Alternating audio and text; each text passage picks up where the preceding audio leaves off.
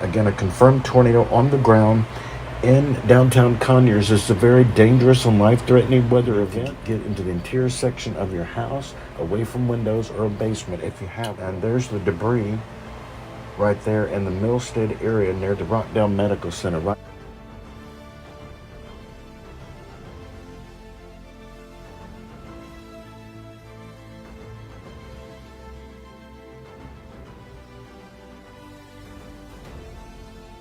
Channel 1 Atlanta.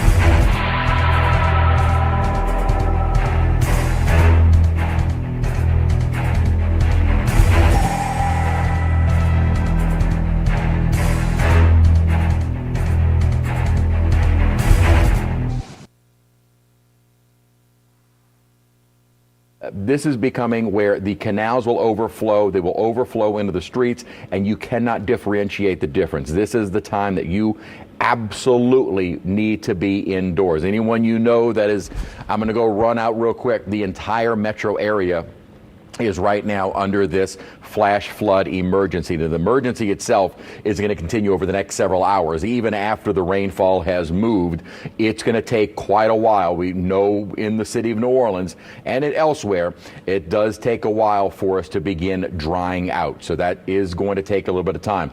Starting to see maybe a few breaks around the Estelle area, so perhaps a little bit of clearing on the West Bank in Jefferson Parish.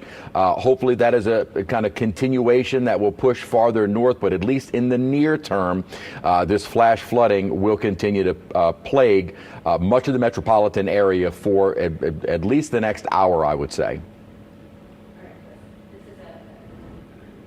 That's a serious situation. I mean, obviously, that is a ton of rain in a very short period of time. And as we know, the drainage system here is not exactly what most people would want it to be, I think, including the Sewerage and Water Board. So we're reaching out to sources, trying to figure out what's going on. Hopefully we can get a phone with somebody, official who might be able to give us some indication of whether or not we're seeing significant flooding in different areas. But in the meantime, well, we're going to go to Alyssa Curtis, who is in New Orleans. But before we do that, I just want to bring up one more time, if you are having difficulty reaching 911 yes, because you're an AT&T or a T-Mobile customer, there's an alternative line. If you need emergency help, that phone number is 504-671-3600. Again, there's issue with AT&T and T-Mobile customers getting through to 911 in Orleans Parish.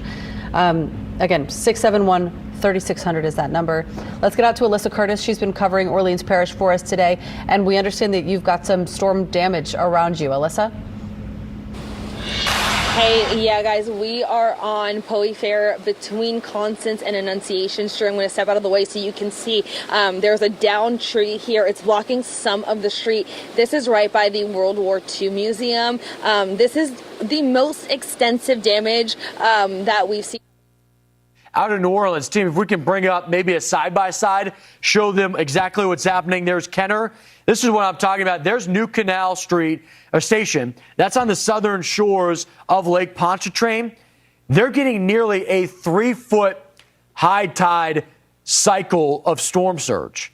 That's on top of the amount of rain that's coming in. That's where Metairie is at. Metairie is at 8 inches plus.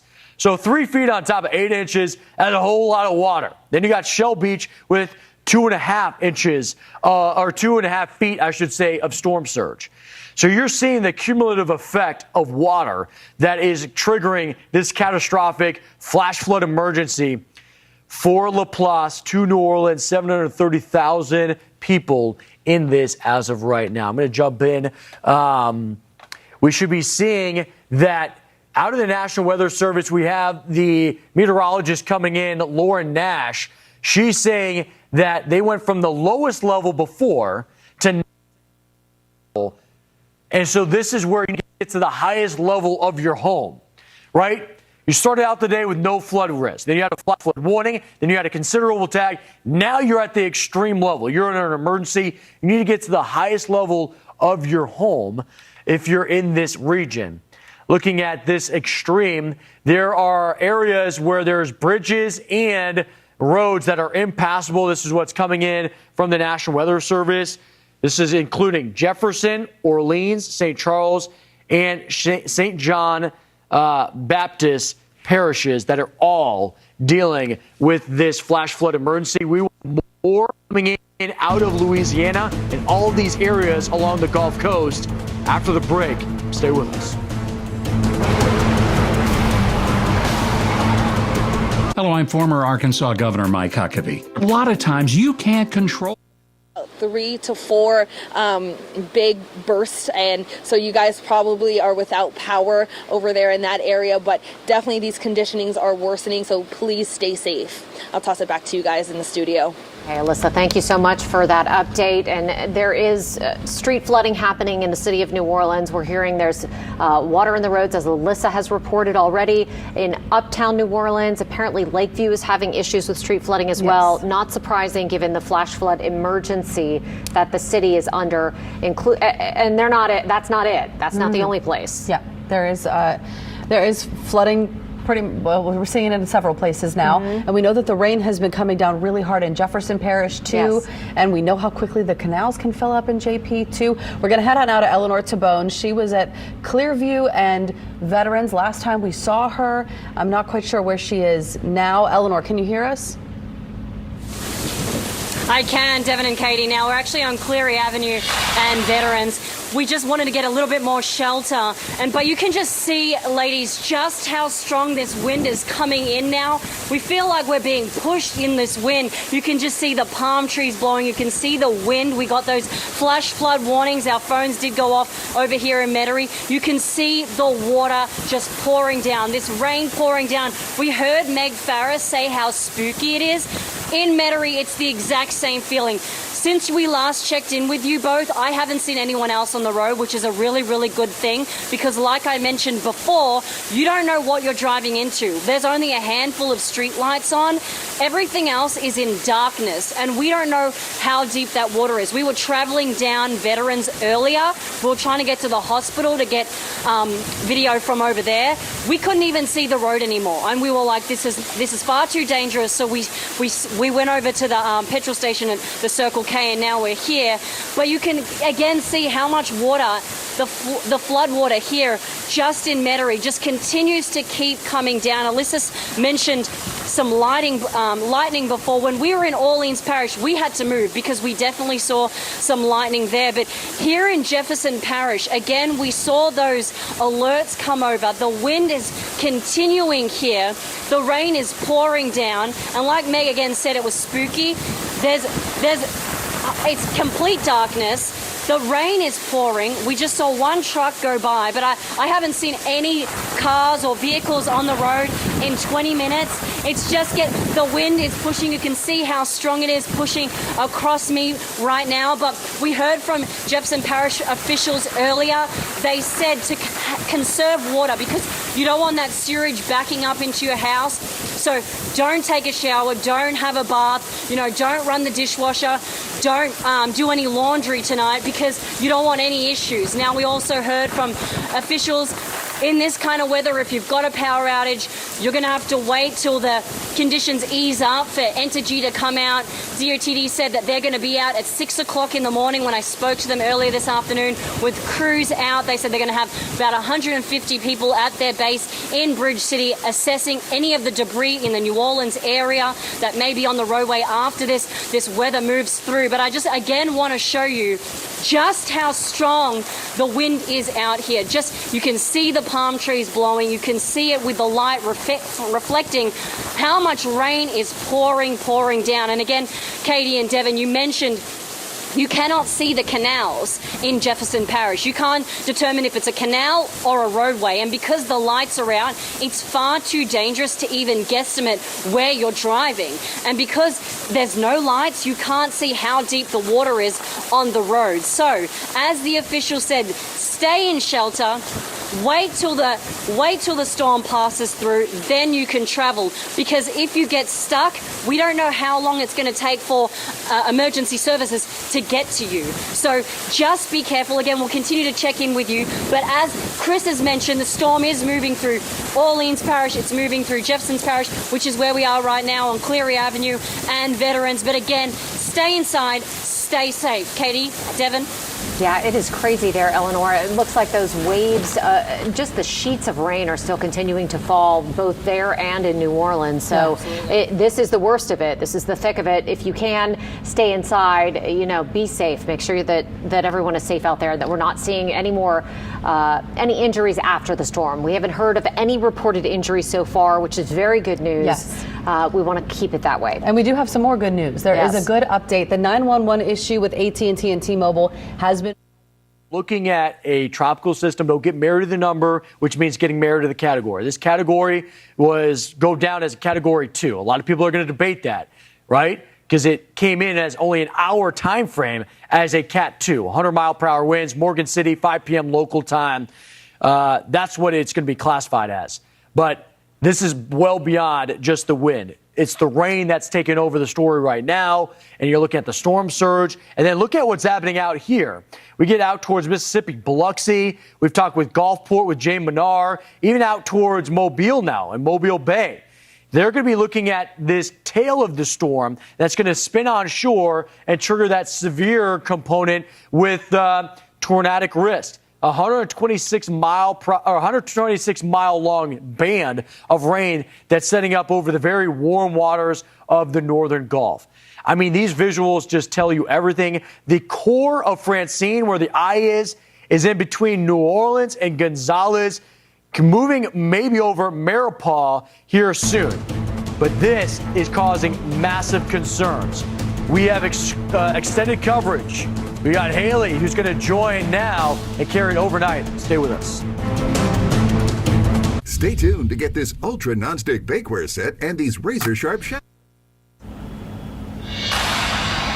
Katie, Devin, we just left the generation plant there on Barrow and Pine that was damaged. We made it to Park Avenue, where a business has taken a direct hit from some of this wind. I'm joined by the owner of this business, Dan Stevens, and you tell me that this is a thrift store. Correct. And you found out that it was damaged on Facebook. Correct. So talk to me a little bit about what you're seeing out here, and most importantly, how are you feeling right now? I mean, I feel all right. It is what it is. I mean, at least nobody got hurt. My family's all intact. That's really all I care about. So it's not great to come see something like this and try to figure out how you're going to make it right. But, if this is the worst happens to me, I'm good. And I know you were saying that the building actually during Hurricane Ida fared pretty well, and then here we are, Hurricane Francine, and it looks like this. Right. Yeah, the bad hurricane, I was surprised. I thought I might lose the roof then, and I didn't. It did very well. And then this hurricane, it did it. But I think it was blowing a different direction. So I'm not sure if that's why it did this to the building, but that's what happened. When you all got out here, tell me about what time that was. And obviously we have a Terrebonne Parish Sheriff Deputy that's out here also monitoring this situation. Yeah, we got out here, I guess, about 2 hours ago. The fire department was already here. They were kind enough to go and sweep the building, make sure nobody was in there and kind of check it out. And then the sheriffs have been great. They've been here the whole time. So they were like kind of Johnny on the spot, So as soon as we pulled up, they were here and they got with it. So that's basically what happened. So the main reason we knew it might have been the roof is because all my alarm sensors went off at one time. And they're in the ceiling, so I figured the roof went. So I'm sure water damage is to be expected then, and then obviously, I mean, where do you even start with something like this? I have no idea. All I can tell you is to my good customers that shop with me on a weekly basis, they can come and I'm going to give them a lot of stuff. So that's where I started. All right. So talk to me a little bit. I know you are a resident here in Houma as well. On your drive over, I know you said you lost power at your residence as well. What kind of were you seeing in the area? Because we haven't been able to truly survey too much. Well, on 311, it wasn't that bad. I mean, you had one big tree down about midway and no power lines. Nothing bad. I didn't see anything really bad at all. Not like the last hurricane. Okay. So it was a clear run. Yeah. It's just still so crazy to me that Ida, didn't do this, but Francine did, a storm that was much weaker. But as you said, maybe it's just the way the winds hit the building this time. Or it could have been a small tornado because in Ida, they did have a tornado about 10 buildings down that totally destroyed it, and all the rest of the buildings were fine. So it's a possibility they had a small little tornado, or just maybe, the building couldn't take the wind. Yeah. I'm sure that our meteorologists and the National Weather Service are going to be providing those updates on wind and tornadoes if there were any in this area. But obviously, there is a storm coming, an event like the world has never seen before. The emerging event will have little to do with weather, but more about developing situations that were foreseen many years ago. We have always warned you during severe weather and news events that affected many. Now, Channel 1 Atlanta begins a new series to warn you about what's coming soon and make sure you are prepared. Join us on a new journey, as according to a recent survey, a lot of people believe we are living in the last days. Current news events show us now more than ever. In history, time is setting the stage for the coming storm, a new series, now playing only on Channel 1 Atlanta.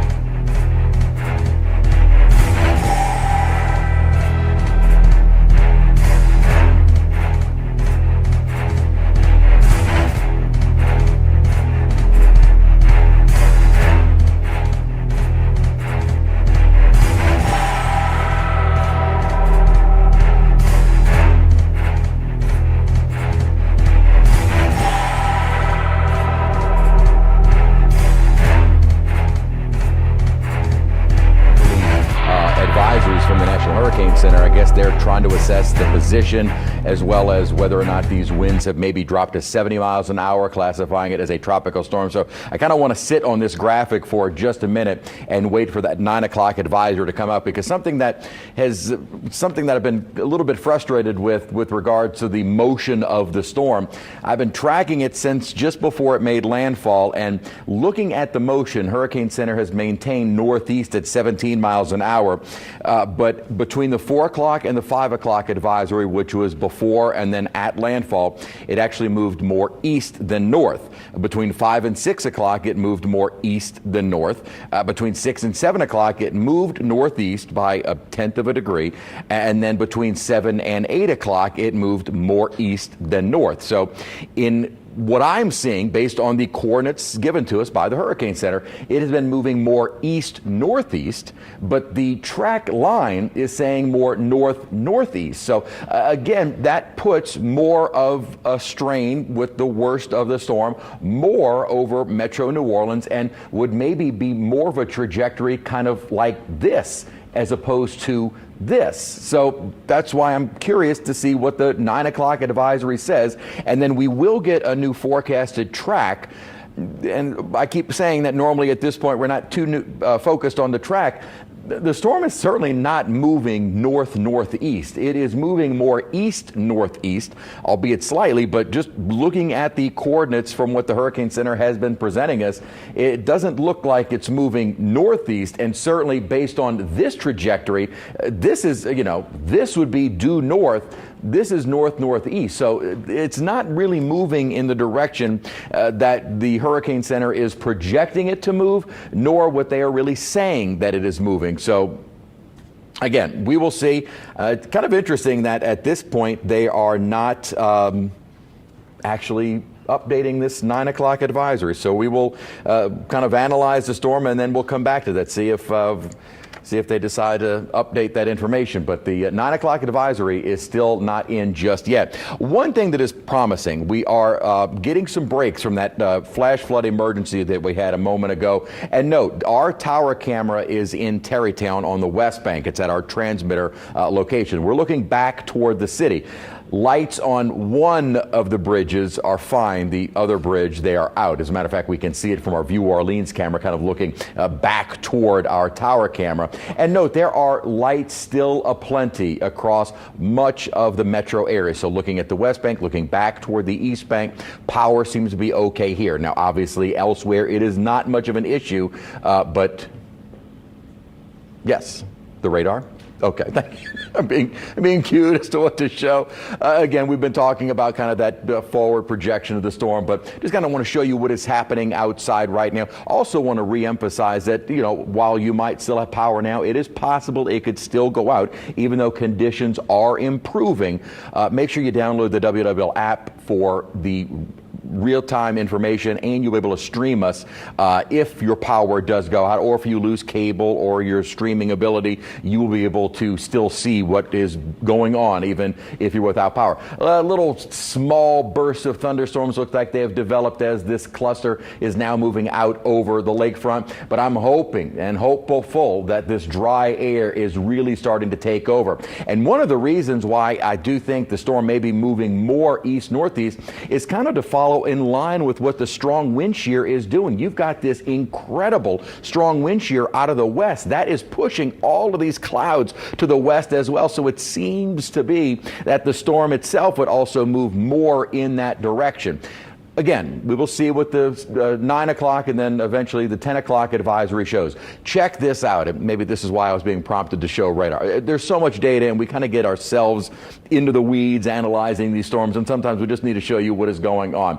A significant break in the heavy rainfall across much of the area. Again, it looks like maybe a little flare-up of storms out over the lake as the storms are kind of moving away from Laplace. Still some very heavy rainfall from Laplace out toward Gramercy, Donaldsonville. Those areas from Gramercy to Donaldsonville, you're just under a flash flood warning. Still dangerous, but not the flash flood emergency that we still have active across the metro area. Now, as I said, even as this rainfall is now starting to abate, right along the lakefront, Gentilly, out toward the lakefront airport, right along the lake, we still have some of that more intense rain, as well as right along the lakefront in Jefferson Parish. So the City Park area, Lakeview out toward UNO, Bucktown still has that more intense rain. It is moving away, as I'd mentioned, Gentilly. It is moving away. We still have it here in our studios in the French Quarter, although it does look like it's beginning to subside a bit, so not as intense as it had been. But with that being said, and the rainfall coming to an end, it's going to take some time for what now has been several, almost 5 to 7 plus inches of rainfall to finally clear out. So it is going to take some time for us to finally clear out as we go throughout the evening and night. And that flash flood emergency, while the rain will be long gone, is still in effect until 11:45. That again is just to account for how long it's going to take sometimes to get all of that water cleared. I don't know, I might zoom back in, to get all of that water cleared out of the region. Now, North Shore, again, those heavier storms are moving in your direction, and we are starting to see more of the intensity of the rain across the North Shore pick up. Notice a new flash flood warning from Hammond. So all of southern Tangipahoa Parish, all of southern St. Tammany, and into Hancock County. So as these storms are moving through and additional rain moving your way, flash flooding is very likely. Again, the rainfall estimates, and let's actually update these totals to see what the numbers may be. As again, this is all radar estimated what the totals are. I'll show you the actual observations, but again, we don't have observations all over the place. So around the Laplace area, 7.5 to 8 plus inches of rainfall across parts of the city, 5 plus to 7 inches of rainfall in New Orleans, out toward New Orleans East, 5.5 plus inches of rain. Des Allemands over 7 inches of rainfall, 6 plus around Thibodaux. So this has been really the big swath of some of our heaviest rainfall. And again, what this came from had been the northeastern eye wall as Francine first moved ashore earlier this afternoon in Lower Terrebonne Parish. That started to kind of expand out a bit. We started to see it really being fed in with more tropical moisture, and then it didn't move very quickly. It did slow down, at least the what had been the eye wall, and we had this huge swath of significant amounts of rainfall. And that little swath is what is also showing up on our rainfall totals. Now, officially at Kenner, we're already at near 7 inches of rainfall. So guarantee, and actually I had a friend in Kenner say it's pretty rough in Kenner what's going on. Conditions on the improvement side of things, the worst is ending for much of the metro area. Folks asking, is the worst done? It is coming to an end over metro New Orleans, and I'm including from the river parishes to St. Bernard and Plaquemines Parish.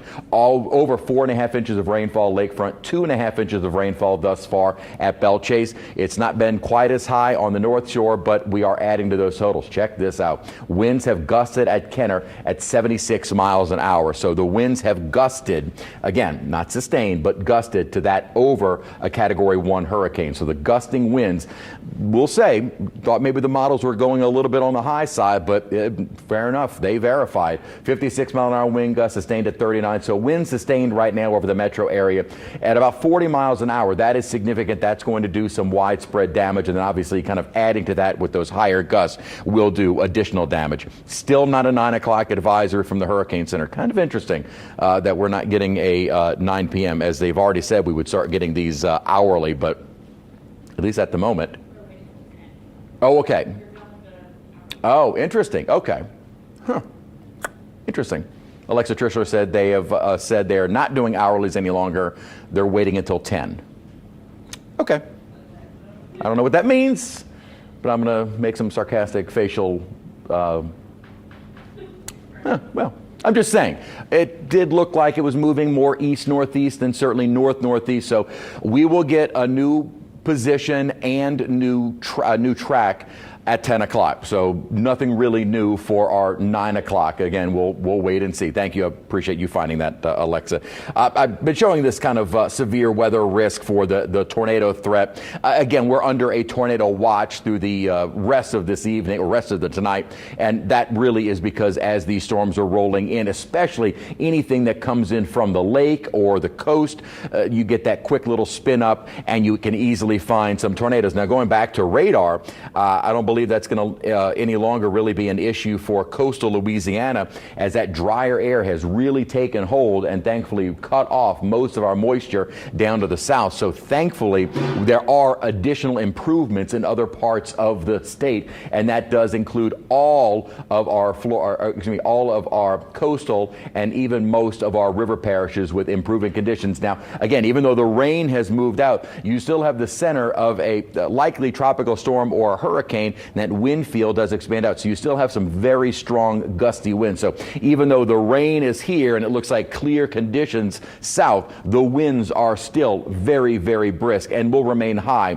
for the next couple of hours. Again, we need to get the center of the storm, which doesn't seem to be moving more northeast. It seems to be moving more east-northeast, would kind of take it along this path. So this was the...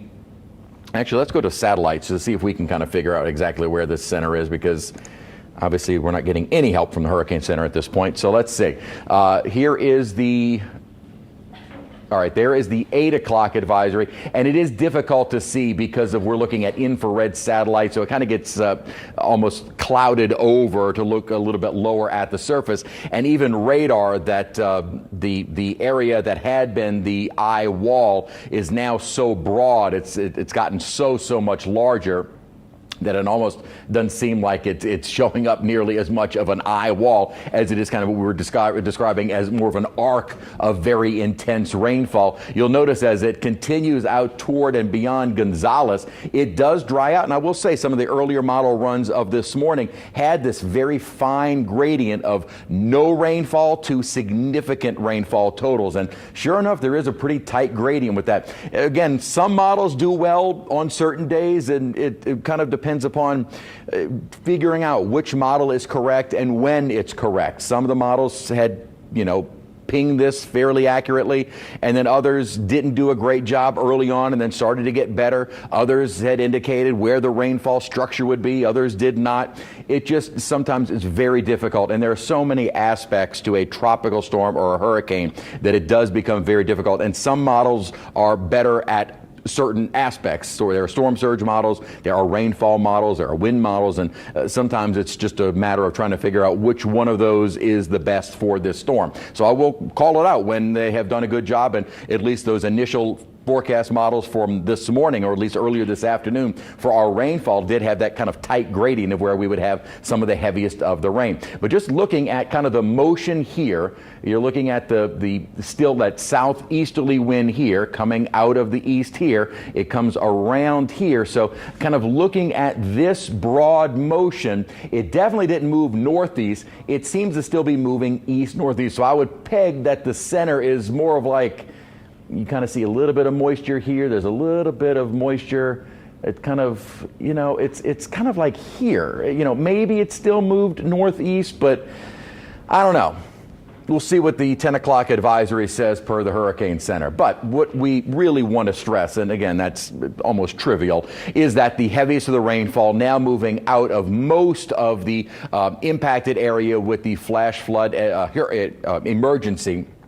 We do, though, still have some very heavy rainfall out over New Orleans east, Gentilly toward Little Woods and Michoud, and then farther west along this. Starting to wrap up, though, but still some fairly intense rainfall from the Laplace almost to Lutcher, although that, too, is beginning to wind down. So conditions starting to improve in the metro area. Remember, as this storm continues along maybe more of a northeasterly trajectory, it will be taking that rainfall toward the North Shore, though it is not as intense as it had been a little bit farther south. But as we saw, if it sits, you can get several inches of rainfall in a very short period of time.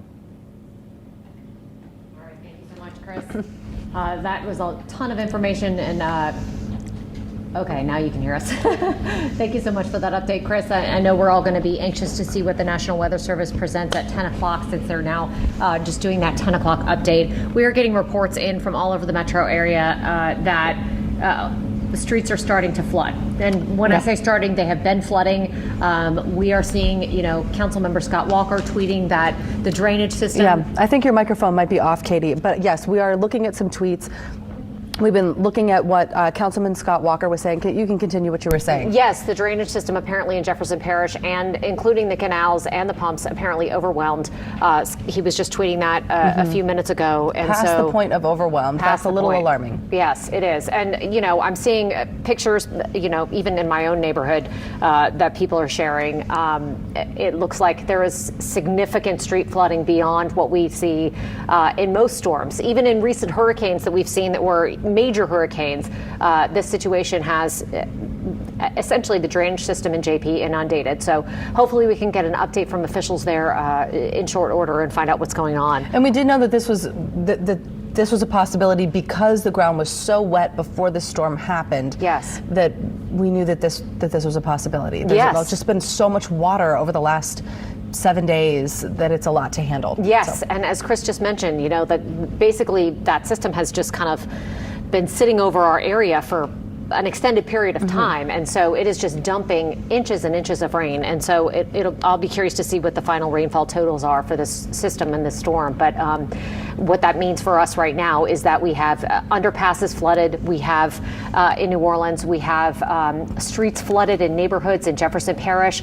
The water is piling up into neighborhoods, and so I have not seen any reports of flooding and water getting into homes yet. But that is a distinct possibility as we see just so much rainfall out there. And I'm looking at the Streetwise, excuse me, the Streetwise NOLA page, which we know tells us when there are some streets flooded. Yes. And it is filling up. Even just about an hour ago, there were really only like 5 spots on the map, and now we are well over a dozen.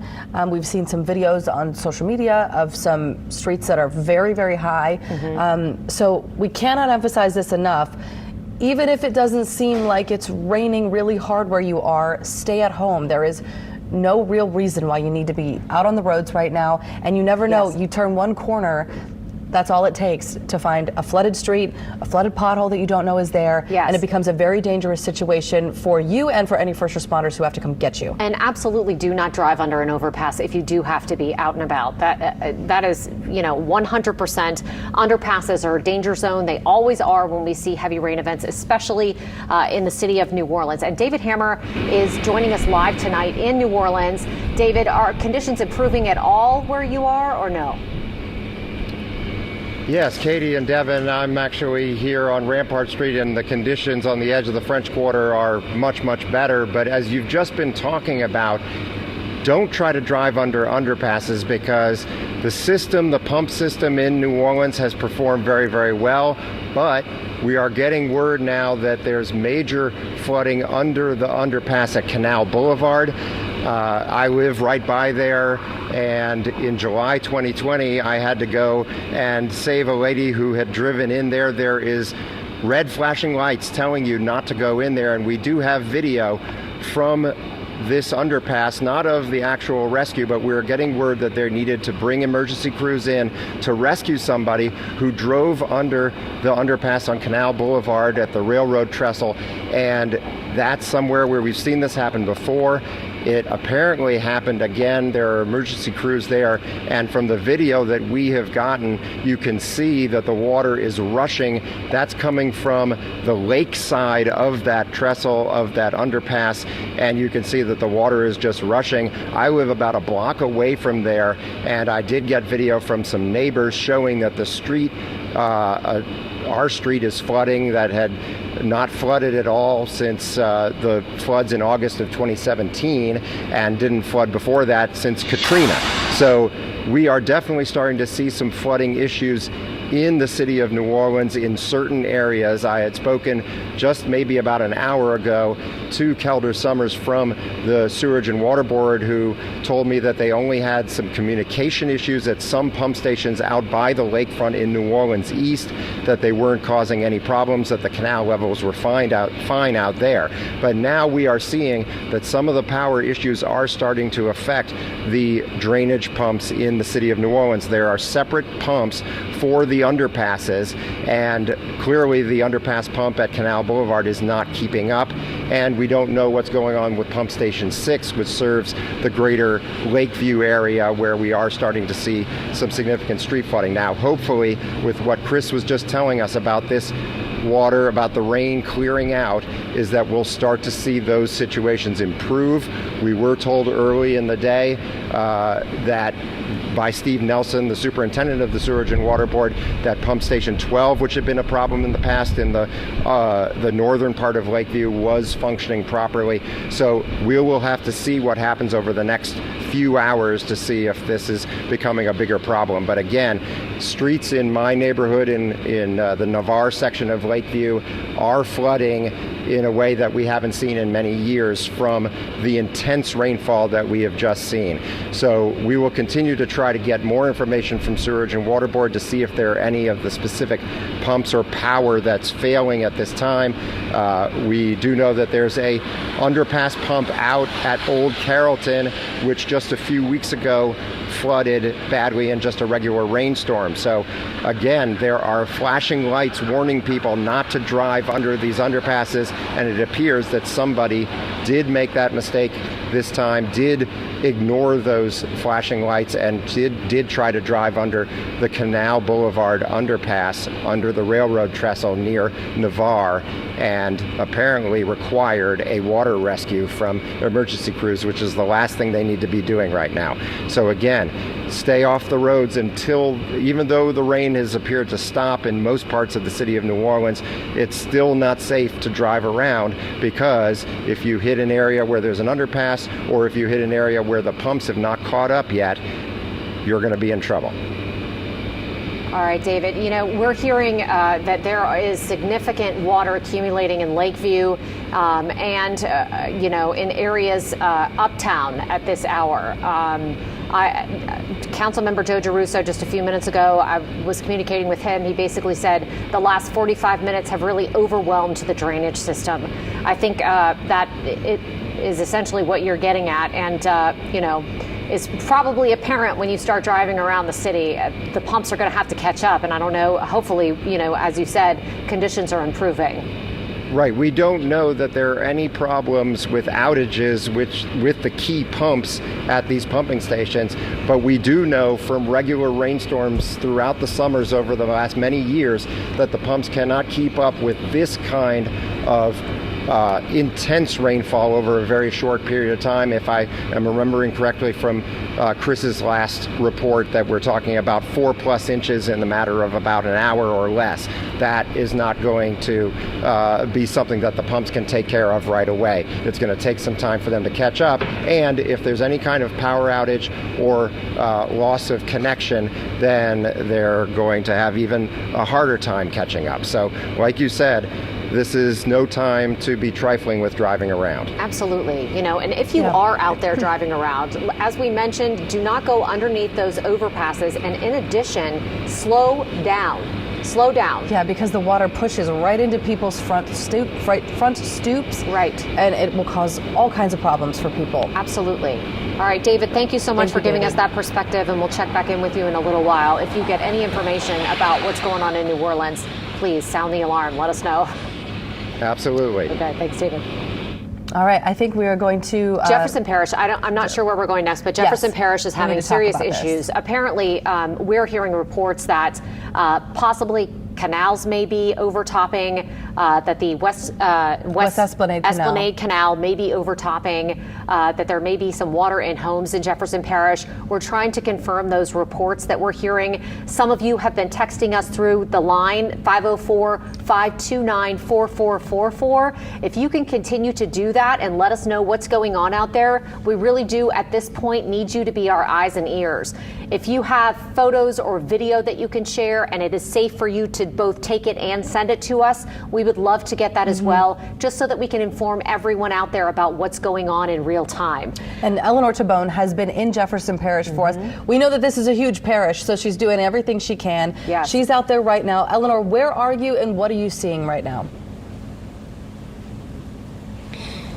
Devin and Katie, I'm on Cleary Avenue. Now, we were trying to head right down Cleary. We cannot tell how deep the water is on the avenue right now. As we were getting further, it got really deep. Now, I'm going to show you these apartment complexes behind me. Sam's going to pan this way. Look how deep the water is here on these cars. You can see some of these lower cars up to their hubcaps over there. You can see cars along Cleary Avenue, one behind us right now. You can see how deep the water is over there. The rain has thankfully stopped. The wind is still blowing, but definitely not as hard as it was when we checked in with you both earlier. But now we're seeing the aftermath of this tropical storm that's really moved through. Again, look how much water. I'm going to show you as I walk down here, Sam. Look how deep it is. This is how deep the water is. It's way above my ankles as we get further and further along. Apartment complexes here. We're seeing residents coming out now after the rain has, subsided. People checking clearly on their vehicles to see if they've had any flood damage as they were just parked outside their apartments as they took shelter earlier. But the wind is again picking up, but thankfully the rain has subsided. Like you both mentioned, we are hearing that some of the canals in Jefferson Parish have overtopped, which we're going to try and check out. But again, the power is still out, and that's the hardest part here in Jefferson Parish, is navigating these roads. Now that the rain has stopped, for us to get to different locations, we don't know how much water is on the roadway, and without the street lights, we cannot see. That's why we're taking it easy. We're moving from location to location as safe as possible. But again, this is Cleary Avenue, right off Veterans in Jefferson Parish, and you can just see, Katie and Devin, how much water is here right now. I must have just jinxed it because the wind has really, really picked up in these just since I got on with you ladies right now. But again, the water on Cleary Avenue, it doesn't look as deep from the beginning here, but as you travel down, it gets far deeper. So that's why we stopped here. But again, you can just see how deep the water is at this apartment complex on Cleary Avenue. You can see cars, they're sitting in these low-lying cars here. The water is quite high, and it's far above my ankles here. But we're going to try and get some more details on possible canals in Jefferson Parish that may have overtopped, and we'll come back to you when we move locations and try and get as close as possible to those canals, as safe as can be. Katie, Devin. All right, Eleanor, thank you so much. Yes, this is a very serious situation in Jefferson Parish right now, and we were able to get Scott Walker on the phone. Scott, thanks so much for joining us, Jefferson Parish Council Member at Large. What can you tell us about the situation out there? We're hearing the West Esplanade Canal is completely overtopped, and that several other canals in Jefferson Parish may be overtopping as well. What do you know? What can you tell us? Yeah, let me say right off the bat that our pump system was overwhelmed. This was a lot of rain again in a short amount of time. Plus, we had 2 weeks of rain before this. The canals overflowed, and the last hour really made the situation pretty bad along in many parts of Jefferson Parish. So I'm scanning an email right now that we just received that details some of the major flooding areas that we've received from our 911 call center.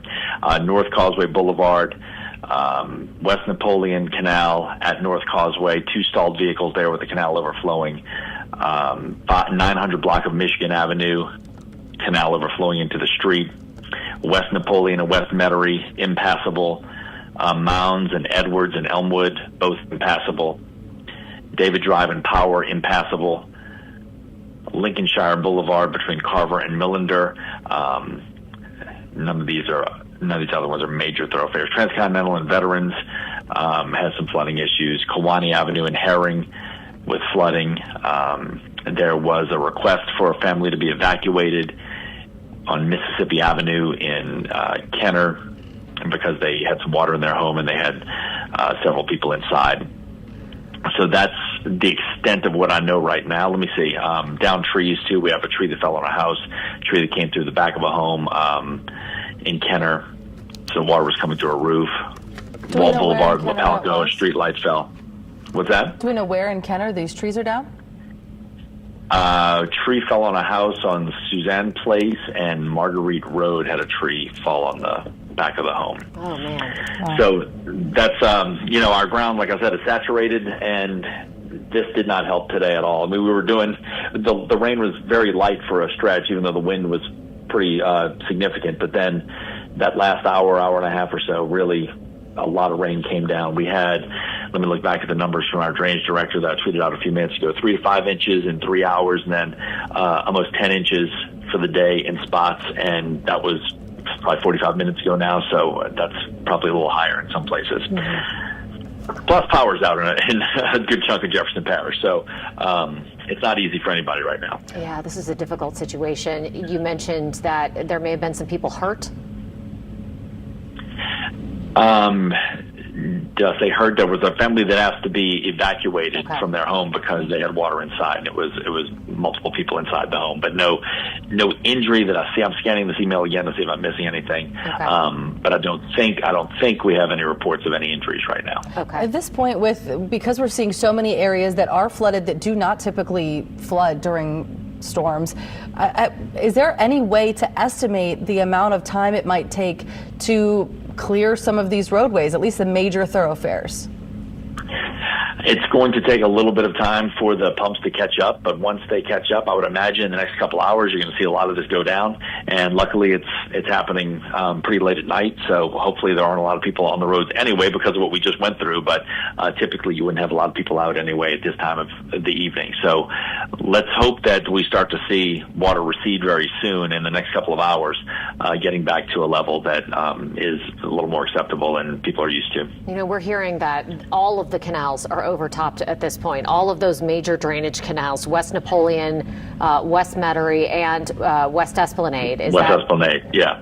All of them. Yeah, that's pretty much what we're hearing is that I mentioned spots, but yeah, they're up and down. I mean, there may be some places that are passable, but I mean, generally the whole thing has overflowed. And I know you all had asked me a question about, before we got on the air, about Interstate 10, and we hadn't heard any reports of the actual interstate being closed, but I can't imagine that it's an easy situation getting to the interstate right now with all those major thoroughfares on either side of it flooded because of the canal situation. Yeah, it just appears on Google Maps that it has the interstate shut down. Yeah. And so I wonder if it's an underpass situation. Any idea if that underpass that typically has problems over by the 17th Street, by the 6th, the Pump Station 6? Yes. The one that's... Yeah, I talked to Sheriff LaPinto, and he hadn't heard that yet either. So I don't believe that it's true, but I can't say certainly that I-10 is flowing smoothly right now.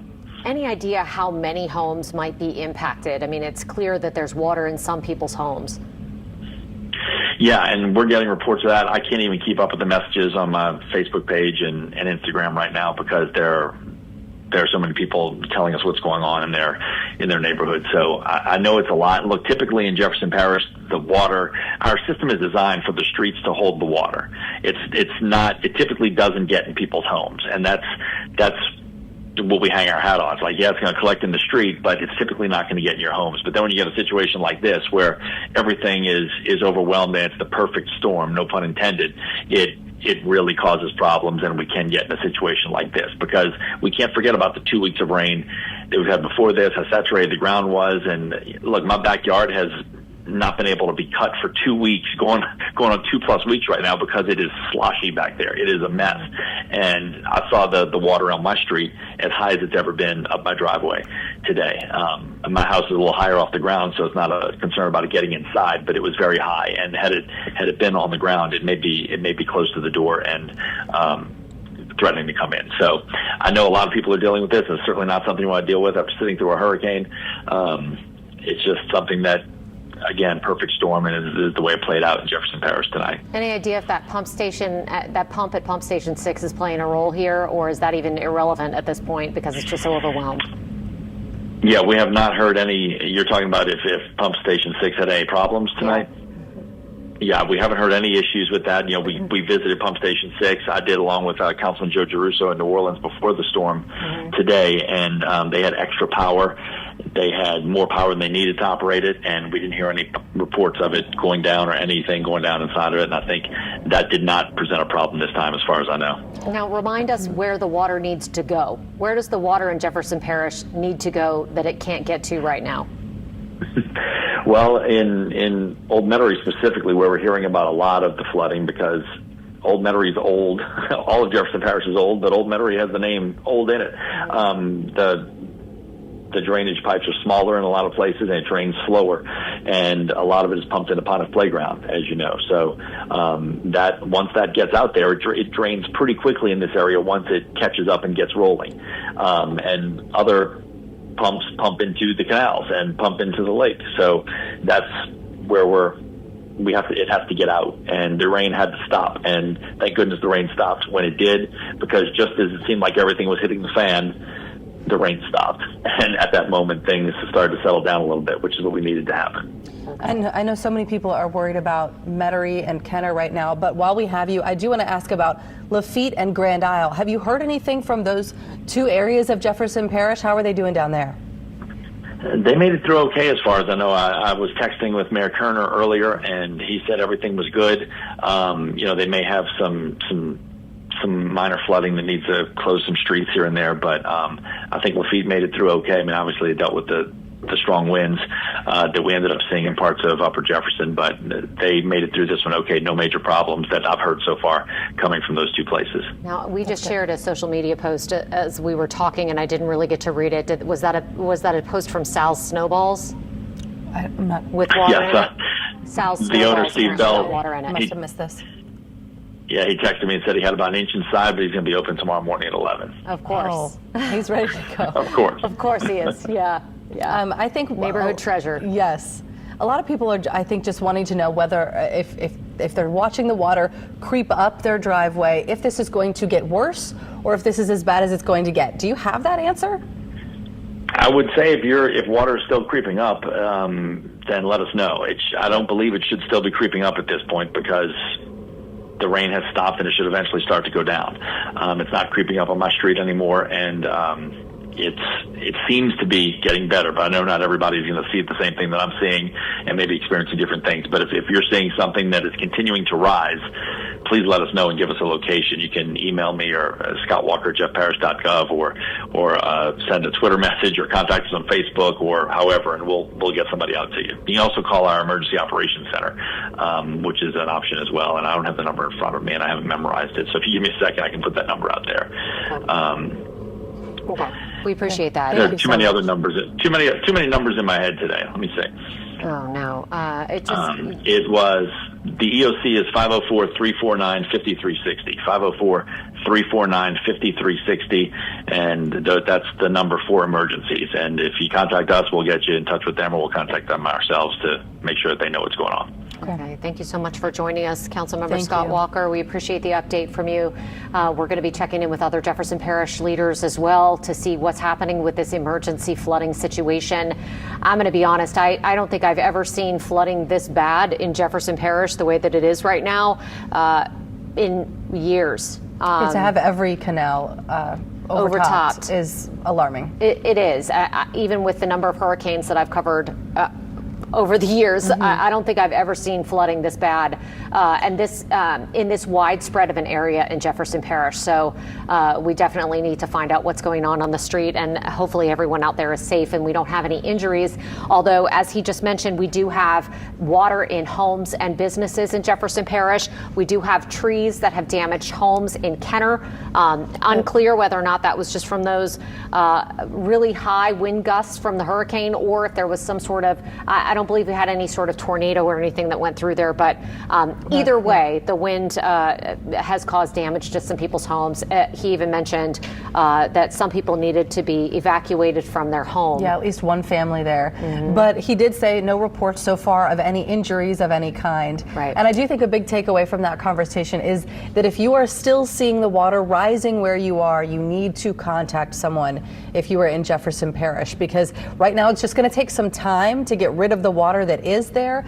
There's a lot of water to handle, and those pumps, he said, are beyond overwhelmed. So just give it some time. But if you are seeing it rise, we need to call someone and let them know. All right, we're going to continue reaching out to more officials in Jefferson Parish to try and really find out what's going on there and in New Orleans. New Orleans drainage system also completely overwhelmed, according to Councilmember Joe DeRusso. He is one of the drainage experts on the council, and he's the one who really has his finger on the pulse of it. So we'll continue to try and figure out what's going on the ground there. But right now you're taking a live look in Houma. Power lines down. We expected this to happen, and here it is. Yeah, I'm going to take a second look at the Entergy map here to see just how many people are without power, but the number continues to climb tonight.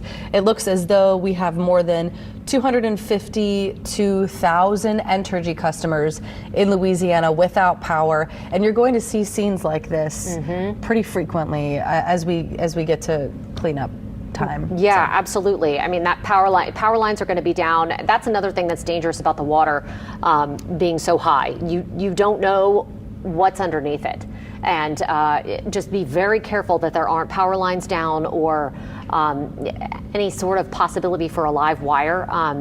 If you're going to go out, it's just incredibly dangerous right now, especially with those canals overtopped. Do not try and get out and about in this.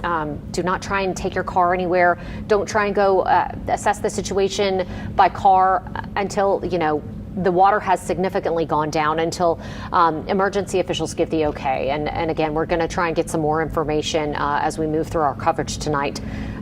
This seems like somewhat of a worst case scenario in terms of flooding for Jefferson Parish and parts of New Orleans even. Yeah. Where are we headed now? Are we going to weather? Yes, we want to get the latest on the forecast. We're hearing that much of the rain has ended, and Chris really did expect this as he was giving us forecasts throughout the night, even yesterday, that once the worst swath of that rain and that moisture moved through, we were expecting, more windy conditions, but not necessarily any more rain. Right. And it's almost near impossible to try and figure out exactly where some of those heavier bands would set up. One thing we had been talking about was the potential of isolated 6 to 8, maybe even higher rainfall amounts. That is exactly what we saw. It just happened to be over a good portion of the metro area, really from the river parishes into almost St. Bernard. And we saw some significant flooding and rainfall totals, very high rainfall rates in a very short period of time across JP. And you were saying you don't remember anything like this. The only time I remember some of the canals or more of the canals overflowing like this, and it brings me back to when I was a kid, the May 8th, 1995 flood. I grew up right near St. Mary Magdalene in Metairie, and so we had the West Metairie Canal kind of between my neighborhood in Airline Park and the school, and that overflowed. And there was maybe one other time in my childhood, I remember the West Metairie Canal overflowing like that, but we are getting reports of West Esplanade, West Napoleon, and West Metairie all overflowing. I just posted on my social media, the owners of Droopy Snowballs live in Metairie. They took a picture on David Drive that is completely inundated with water, that part of David near the West Napoleon Canal. So we are getting reports of significant water across JP. And as you heard Scott Walker, Councilman of Jefferson Parish, tell us, the streets are designed in JP to kind of hold that water. However, I'm also getting some reports of in those areas near the canals, water kind of coming up near cars, but also some water flowing into some homes. I know just growing up in Metairie, there are a number of homes near some of those canals that are kind of, especially like the Westgate subdivision, that are almost at level with the canal. So if that water does overflow, the canals are at about the same level as some of those slab homes. So that is probably where we're getting those issues. And as Scott was also saying, as some of the water was rising, we finally got that break in the rainfall. We also are starting to see what doesn't even look any longer like a tropical system, as the wind shear and dry air have really started to take a number on Francine. Now, we will still see the weakening of the storm, but it looks as though, I mean, when you watch it on satellite, it almost no longer has the features of a tropical system. Now, that changes as soon as we switch down to radar. It almost has what looks to be more of like a comma shape, where the moisture is still surging in. This is outside of that dry air, where we have the dry air is really starting to cut it off from, say, Hancock and Harrison County, but then Harrison and Jackson County. I've been watching this kind of band setting up. This is just outside of our viewing area, but could be an issue for folks in Biloxi eastward toward lower Alabama, depending upon exactly where this little band then sets up. Now, as far as the center of the storm goes, what I did was I increased the intensity of the radar to look at kind of all moisture in the atmosphere. And when you do that, it almost does look like, and what has almost been kind of confusing when you're just looking at the reflectivity on radar, is the fact that a lot of the storms have been shifting a little bit more to the east, and that is likely because of the dry air and especially the wind shear. But when you increase the sensitivity of the radar, it does look like the storm has almost, at least the center of it, has almost moved due north. But we're starting to see the heaviest of the rainfall kind of far removed from the center. We still have some very strong winds associated near the center of the storm, although those have been continuing every advisory to come down, and so it is weakening, and we have seen probably some of the heaviest of the rainfall kind of a little bit more removed from that center. It does look as almost though it has moved almost due north, whereas most of the thunderstorm activity has almost shifted a little bit more northeast of where it was.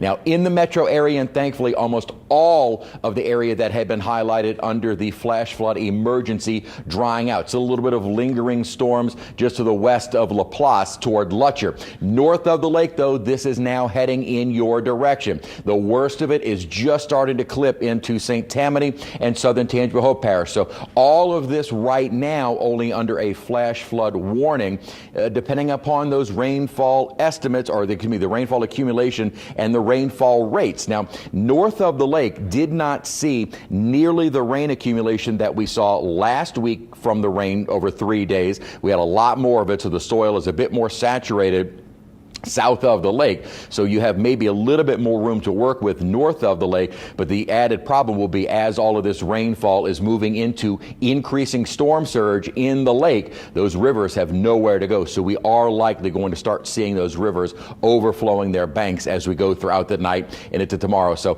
if nothing else, even if the rainfall flooding is kept in check a bit, those river flooding will become a little bit more of an issue as you're now getting in with the heavy rainfall with the increasing storm surge into the lake. So that first cuts off the source for all that water to drain, and then it starts backing up the water in all of those rivers that drain into Lake Pontchartrain. So that is going to be the kind of ongoing issue through the overnight or the late night period and into the overnight until the storm is a bit farther to our north. We will watch that trend for all of the communities right along the lakefront, basically from I-12 south, but it really is kind of right along the I-12 corridor corridor at this hour, and we will be watching those storms as they push farther north. Widening out a bit just to show you more of coastal Mississippi and more of the North Shore. We're definitely getting in on more of the moderate to heavy rainfall and several rounds of those storms rolling through the area. So that is not only the storms that we had were describing as more of the arc, what had been that earlier eye wall of Francine when it first moved inland, but you've also got these storms that are being fed in from the eastern side of it. That's where the drier air hasn't quite yet cut off the moisture source, and that is now falling across the North Shore and our Mississippi counties. Rainfall totals thus far. Thankfully, with near 7 inches of rainfall at Kenner, I don't believe we're going to add to those totals much. There could still be a few light sprinkles here and there, but as far as the heavier rainfall goes, that is coming to an end. This was a significant rain event from, again, what was a weaker hurricane. It did briefly become a Category 2, but was a weaker hurricane. Impacts are always completely different. We always knew this one could be a little bit more of a rain issue based on the models. It was just that the models kind of had the swath of rain all over the place, and it was hard to figure out exactly where that was going to set up. We knew it was certainly possible. We just didn't know where it was going to occur. Now, remember, some instances, some of the models as of yesterday were indicating 17 inches of rainfall. Well, obviously that never materialized, but certainly 7 inches of rainfall is still fairly significant. We also have over 4.5 that was accumulated at Lakefront. Now, as far as the North Shore goes, thus far we've had over a ½ inch of rainfall at Hammond, over 2 and almost 3/4 of an inch at Slidell, and not quite nearly as much as you get a little bit closer to the Louisiana-Mississippi line. Well, that heavy rainfall that fell over Jefferson Parish is now moving toward the North Shore, as well as those storms kind of coming in from coastal Mississippi. Picayune, though, we're going to add to those totals. Now, not the storms that we had over JP. Those are moving toward the North Shore, but the rain that will continue moving in from the Mississippi Sound and off the Chandeleurs, almost 2.5 inches of rainfall at Gulfport and over 3 inches of rain thus far at Picayune. Winds are still very brisk. People are saying, well, the rain is done, but it's still kind of creepy outside has been the descriptive word. And what it is while the eye itself is no longer really the eye that it was earlier, you're kind of getting that outer eye wall that was the eastern side of it pushing through. The heavy rainfall is gone, but you still have the associated strong wind, so it is kind of an eerie calm. Now, thankfully, again, we're not looking at the back side of the eye with additional storms. We're actually dry toward the coast, so we're wrapping up with the rainfall, and eventually, as the storm itself does continue pushing toward the north or northeast, we will start to see these wind speeds diminishing. It will begin to increase, though, even more on the North Shore, and they'll probably stay fairly brisk out toward the river parishes until the center moves a little bit farther to the north. Winds sustained, though, 26 to 33 miles an hour and have gusting. Now, thankfully, these wind gusts have also started to diminish, so improving conditions across Jefferson Parish. Not to say with the flooding, that is probably going to be an ongoing issue through the night and into tomorrow. It looks like this is the 10 o'clock advisory. So the 10 o'clock advisory is in. It is now down to 70 miles an hour, which means Francine is no longer a hurricane. It is back down to a tropical storm. It did slow down a bit, and that wasn't a big surprise. Just watching it on radar, it didn't seem like it had a very fast motion, at least not what it had when it moved inland. Not that it has slowed down very much. Still moving at 16 miles an hour. That's a good clip. We were just hoping maybe it would really start to pick up that forward speed to maybe 20 miles an hour at this point, but it hasn't. Pressure continues to rise, so the storm is weakening. Wind field is weakening. Those maximum sustained winds are coming to, or at least coming down. I wouldn't say coming to an end, but they are coming down. And the forward, or the forecasted track, has maybe a little bit more of a northeasterly component than the earlier that had more north-northeast. It does look like maybe more of a northeasterly direction now. And again, what we were looking at, and actually we can kind of see if what we were looking at on our radar here is what the Hurricane Center is saying when I kind of increase the sensitivity of our radar. It's actually, well, that's interesting. Much farther north than what looked to be the center. Tell you what, this storm has just confused the heck out of me. I mean, you kind of see the motion here. It looked like it was kind of around the maybe Chack Bay area. You can kind of watch the motion, but the Hurricane Center is saying, it's up near Lake Maurepas now. You know, at this point, I think just got a big dartboard and they're throwing darts at it to figure out where the center of the storm is now. Yeah, again, great news. If it is that far north, let's get it out of here as soon as possible. And it may be, and I'm actually kind of curious. I wonder if there's a little discussion from the Hurricane Center. I'm going to actually just read what they have said in their discussion with the latest advisory. Again, they did not issue a 9 p.m. Advisory. So I'm going to read exactly what they've said. Francine made landfall in Terrebonne Parish, southern Louisiana, around 5 p.m. as a Cat 2. Max winds at landfall estimated to be about 85 knots. That's roughly 100 miles an hour, based on the collected data by the Hurricane Hunter. Since then, Francine has been rapidly weakening. Maximum winds estimated to be near 60, making it now a tropical storm. The convective pattern, the thunderstorm pattern, has become quite asymmetric, with nearly all the heavy rains confined to the north of the center. Some of the heaviest rainfall, tropical storm force winds, are occurring in metro New Orleans, where the gusts have been near 60 knots, which we were looking at earlier. Storm continues to move northeastward, relatively quick, 14 knots, 16 miles per hour.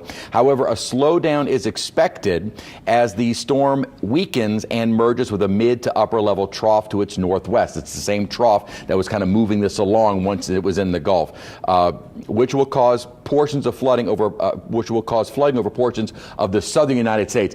Not as much of a concern for us because it is moving, but it will likely slow down as it then moves into southern Mississippi, southwestern, central Mississippi. And in fact, as I was putting together my 7-day forecast, I'm kind of looking at some of our U.S. computer models. It does look like this merges with a system and then just kind of sits over the Mississippi Valley to our north. So it could become more of a flooding issue as the remnants of Francine push a little bit farther over the course of the next day or so. As Francine continues inland, the storm will spin down and likely become a tropical depression later tomorrow, and then a post-tropical cyclone tomorrow night, early on into Friday. So that is the thinking from the Hurricane Center. I thought maybe we would see a little bit of a discussion as to why it kind of made a fairly dramatic jump up to the north. It almost as though this was the center, and now it's because I don't know. This looked to be the center to me. They're analyzing it much farther north, almost into kind of Livingston Parish. So I guess that is the case with this. So it is now kind of moving out of St. John the Baptist Parish toward Livingston Parish. Heavy rainfall now moving across the North Shore, and we will now watch to see if hopefully these storms continue to move. That's what we want to see. At this point, I don't care where the center of the storm is. We want to see where these storms will be in the next several hours. We hope that they will move at a much faster clip, that we don't see them not necessarily stall, but slow down, which would cause more flooding concerns for central southern Tangipahoa Hope Parish, much into across St. Tammany Parish, and then possibly continue into northern Tangi and then into Washington Parish. So far, it looks like maybe clipping kind of extreme western Hancock and up toward Pearl River County if the storms kind of move along that path. But notice out toward the southeast of these, they are still being fed in by quite a bit of moisture. Now, across much of southeast Louisiana, we've seen that moisture kind of get cut off, and hopefully that is a trend which will continue. We've got a dry slot here, mostly dry along the southern coast, but it's still able to feed in from a little bit of moisture right in through here, which is helping to fuel the storms kind of now going towards Slidell and further in towards St. Tammany, or further through St. Tammany and into southern Tangipahoa Parish. We also have this long line, kind of that deep moisture fetch coming toward Biloxi. We'll look at the accumulation totals there over the course of the next couple of hours or so. Thankfully, the storm is moving away. So conditions improving from the south shore toward the coast. Yes, we still have the flooding concerns in JP. I'm sure we'll get some more reports and live updates here shortly with regards to what has been. I've been saying with regards a lot. What am I doing? With the flooding of the three major canals in in eastern Jefferson Parish. And hopefully, again, we do not see those issues on the North Shore as the kind of arc of storms that we have been watching continues moving up towards the north. So things are starting to settle right now. across JP and areas south, starting to now get into the worst parts of the storms for our northern parishes, the Florida parishes through the North Shore, and we'll be watching those steadily through the next few hours. A look at water vapor just to kind of see where that moisture is still kind of being fed into the storm. Here was the kind of upper trough that we have been talking about. As this kind of lifts off and merges with the storm center, we're going to see that kind of stall out and may become more of a flooding issue up farther to the north. But notice how that wind shear is really just helping to rip apart all of those stronger storms, moving all of those clouds away and off to the east. So the wind shear, dry air really starting to take over, and that will be the trend through the rest of the night tonight. All right, Chris, thank you so much. You know, as you just mentioned, we're getting reports of flooding all across the metro area on the south side of Lake Pontchartrain. This includes St. Charles Parish, Jefferson Parish, lots of places. Orleans, yes. Lakeview apparently is flooded. Many parts of Jefferson Parish. Lots of people reporting flooding in JP. Canals have been overtopped. All three of the major drainage canals, West Metairie, West Napoleon, and West Esplanade, have all been overtopped. It is a dangerous situation for trying to get out and about, so hopefully people are not trying to do that. Now, Scott Walker, we got the council member on the phone. He basically said the drainage system is designed to work the way that it's working. The streets are designed to hold water without putting it into the homes. And at this point, it's just going to take some time. Eleanor Tabone is keeping an eye on this for us, and she is at Clearview Parkway. Eleanor, what are you seeing right now? Devin, like you just mentioned, we are at Clearview Parkway. Now, we're only 2 blocks away from the West Napoleon Avenue, where we know the canal right there did overtop. Now, what we're seeing right now is that there has been one car rescue out here on Clearview Parkway. We've seen all these trucks here. Now we're seeing another truck going past.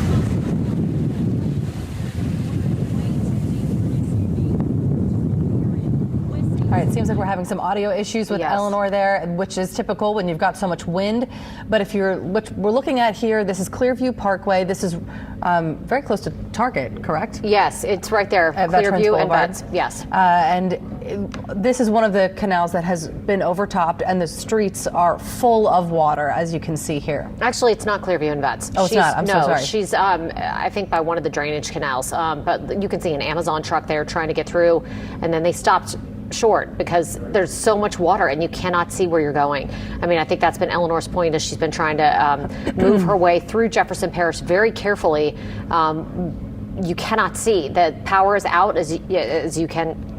It's so dark out there. There's no streetlights operational right now. Right. And as we heard before this storm even hit, they said do not go out and drive around at night because you cannot tell what is canal, what is puddle, what is street. It's all very difficult and very dangerous. Yes. Now, we did see in a recent storm when the West Esplanade Canal was really high. We have had incidents where that exact scenario has played out, where we've had people drive into the canals. Some people killed driving into the canals during rainstorms. And so I think that's what Parish President Cynthia Lee Sheng was really trying to impress upon people earlier today before we even had a drop of rainfall related to this storm system. Now, we're in that scenario. All three drainage canals have been overtopped. The drainage system has been clearly overwhelmed in Jefferson Parish. We have reports of homes and businesses with water in them. And, it is a very difficult situation there. And we're just trying to assess exactly what the damage is at this point. We're also hearing of some flooding in St. Charles Parish, specifically Norco, with some water in homes there as well. So we're just now that the brunt of this storm has passed, we're just now finding out. Again, a confirmed tornado on the ground in downtown Conyers. This is a very dangerous and life-threatening weather event. Get into the interior section of your house, away from windows or a basement if you have. And there's the debris right there in the Millstead area near the Rockdale Medical Center. Right.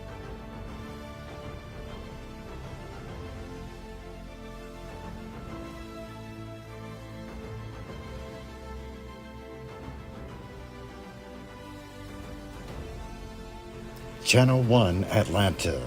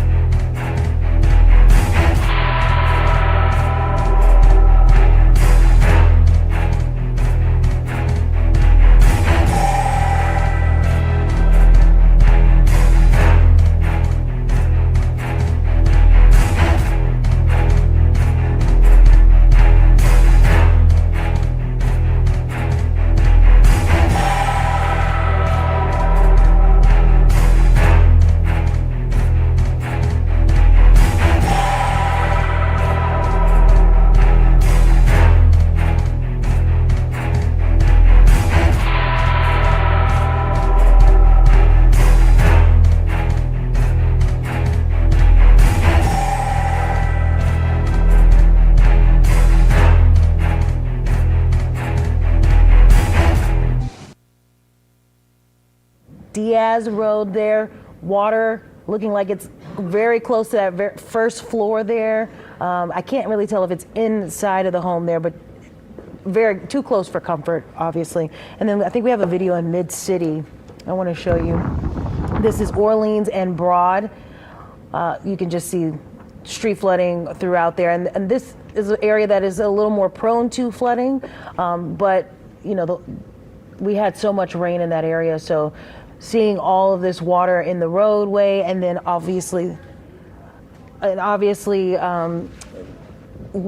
ground was already saturated. So they're going to be dealing with some flooding there for a while now, and hopefully it'll subside. But right now we've been dealing with some of these issues across the area. But yeah, these are some of the pictures that are coming in. A lot of people are sending in pictures and videos. And if you have any of flooding in your area or near your home, if water is getting into your home, we would love to see those photos. Obviously, don't go outside and put yourself in harm's way if you need to take a photo. You don't have to do that. But if you can safely take a picture, send that to us. The number is on your screen there, 504-529-4444. Send whatever photos you can. We'd love to see some of this flooding looks like across our area, especially the people in Jefferson Parish and Metairie that are dealing with some of this standing water in some places, and the rain that's coming down in others. So it looks like we might have a long way to go, especially with the water subsiding there. Send it back to you, Katie. All right, Whitney, thank you so much for that. If you have those photos and videos, please continue to text them to Whitney. 504-529-4444 is that number. You are our eyes and ears out there on the ground. You're letting us know where that flooding is happening, where the emergencies are, so that we can let everyone know areas to avoid and how to stay safe out there. So that is the goal. If you can continue to send those to that number, 504-529-4444, that would be fantastic. Now, as we've seen the flooding situation continuing to unfold here on the South Shore, the North Shore, areas in Tangipahoa Parish, Hammond, St. Tammany Parish, Washington Parish, all of those areas are now getting some of the worst rainfall that we had seen falling on the South Shore. Mike McDaniel has been covering the North Shore for us all day long. He's been giving us some fantastic information from up there. We saw flooding on the lakefront earlier, Mike, but now I'm wondering if we are seeing some of that in other places. What's the word? So not yet, to be short about it, but considering everything that we have seen and heard happening down on the South Shore, we are very fortunate where we are on the North Shore. A lot of folks breathing a sigh of relief, especially here in St. Tammany Parish. You can see behind me the tree back there. Not a whole lot of wind right now. It's just kind of been a little bit of rain here and there. It got heavy here and there once in a while, but that's kind of it. But Chris was talking about this in his forecast a little bit earlier, that all the heavy parts of it, like the bulk of it, is really starting to get on our doorstep here in St. Tammany Parish as well as Tangipahoa. I did check in with EOC here in downtown Covington, which is where we are right now. They expect the worst impacts until about 1 a.m., 3 inches of rain until about 2 a.m. They do not expect rivers to flood. So that's some really good news right there, especially when it comes to storm surge. And thankfully, no injuries, no major damage reported so far here in St. Tammany Parish. There are about 2,500 people without power across St. Tammany Parish. There are even more in neighboring Tangipahoa Parish to our west, and then just to our north in Washington Parish, there are some power outages being reported there. But at this point, we don't have any of those major concerns and major issues that down in Jefferson as well as Orleans, maybe St. John, are having to deal with right now when it comes to flooding. Other than some power outages, that's kind of it that we're dealing with right now. So we're on that wait and see end of this storm right now. Thankfully, this is just a tropical storm moving in to the North Shore, so that's some more good news for folks who live up here, because right now it's just some rain coming down. We kind of hope that's going to be the end of it. We were speaking with the parish president a little bit earlier, and he says he just still wants folks to stay where they are. Stay home, stay off the roads. They do have all of their crews staged, ready to go first thing in the morning. As soon as there is sunlight, they're going to be up assessing the roads. That's state highways, that's local highways, that's the interstate. They're going to be doing it all just to make sure that they are safe, that debris is cleared, and it's going to take some time to get all of the power back on. And they do expect some more power outages as the night progresses on and the storm kind of pushes north of here. So if you have power now, you're lucky. Hopefully it will stay that way, but it may not stay that way for long. Just be mindful of the crews who are going to be out tomorrow having to kind of build everything back up, if you will. But right now, stay where you are here in St. Tammany Parish as well as Tangipahoa and Washington Parish. It's just a lot of rain at this point. We're hoping it's going to be that way, and we'll, of course, continue to track it as it makes its way through. Live in downtown Covington, Mike McDaniel, WWL Louisiana. Ladies? All right, some great information there, and we can really hear that water coming down in St. Tammany at this hour. Slidell, of course, earlier saw some very strong winds, possible tornado, although we did hear from Slidell police there was no damage found, at least at this point, from anything out there. So good news is, haven't seen significant reports of flooding yet in Slidell. Hopefully, as Chris mentioned, this system is going to move a little bit more quickly. If it could pick up speed, that would be great, because we are getting just report after report after report of street flooding. That's from St. Charles Parish all the way through Jefferson Parish. We haven't checked in with St. John yet. We need to check in with Paul Murphy and see how things are there. But, damage reports now coming in from Plaquemines and Terrebonne. I'm using my hands to kind of show, that U-shaped geography. Yes, the map. So St. Charles on my left, and then goes all the way down to Slidell over like on this side of the North Shore. And then this area is just now getting hit. That's Tangipahoa, Washington Parish, St. Tammany Parish. You all are just getting really the brunt of what it used to be Hurricane Francine. And it's interesting to me how different the story kind of is based on what we've seen today. So further south in kind of the bayou parishes, it seemed to be the wind. We've seen a lot of wind damage. We've seen a building collapse in Houma. We've got extensive power outages, almost no one in that area with power. But then in places like Jefferson Parish, the water was the problem. And we're seeing the overwhelming amount of rain that they received and the fact that the pumps just cannot handle it. But there's still a lot of people with power in Orleans and in Jefferson parishes and even in parts of the river parishes right now. They're not seeing that same density of outage that the bayou parishes are. It sounds like they got lucky with the wind. And Paul Murphy is in St. John Parish. I just mentioned we needed to check in with him, and there he is. He's been doing a fantastic job for us all night, bringing us the latest. You look soaking wet, Paul. I am. I heard you talking about me, so we had to power up, We are in Laplace, where we've been all evening, and the rain is finally slacking off enough for us to get out and check out what's going on. We were embedded with some St. John Parish deputies who finally got out on the road as well, and they were telling us that Cambridge Drive, which cuts through the Cambridge subdivision in Laplace, was taking on a lot of water. If Mike can maybe pan over and take a look at the street here. As you go up further where that deputy is, we're told that the Cambridge Drive is pretty much unpassable at this time. And this is why they tell you not to get out on the road after a storm, because we have water that's fallen, obviously, in the form of rain. And here in St. John, we also have water that comes up from Lake Pontchartrain, the western shore of Lake Pontchartrain, all pushing water into these subdivisions. Earlier when we were talking with St. John Parish President Jacqueline Hotard, she was expecting this type of flooding, this type of street flooding in many of the subdivisions that are north of Airline Highway, and that is certainly what we're seeing right now. Still have quite a bit of rain, wind I should say. My hat just blew off. Luckily it didn't get into the water. But anyway, we did see a tree down the street there. We were also told that there was a large tree laying over Highway 61, which is Airline Highway, right near the St. James, St. John Parish line. Obviously, that was an area of concern that they're in the process of addressing right now. So we're getting to the point that you saw, again, about an hour ago, you saw this down in the Houma area where the rain starts slacking off, but we still have quite a bit of wind here. So we haven't had the Entergy crews and the other utility crews out here just yet, but hopefully it won't be too long before they can start assessing things. That's exactly what the deputies are doing right now that we were embedded with a little bit earlier. We're told that there's probably about 7,000 customers here A lot of it in the Laplace area without power. The west bank of St. John, Edgard, that area, also without power. Major parts of Mount Airy and Garyville also without power, which is sort of what we're seeing all across southeast Louisiana right now.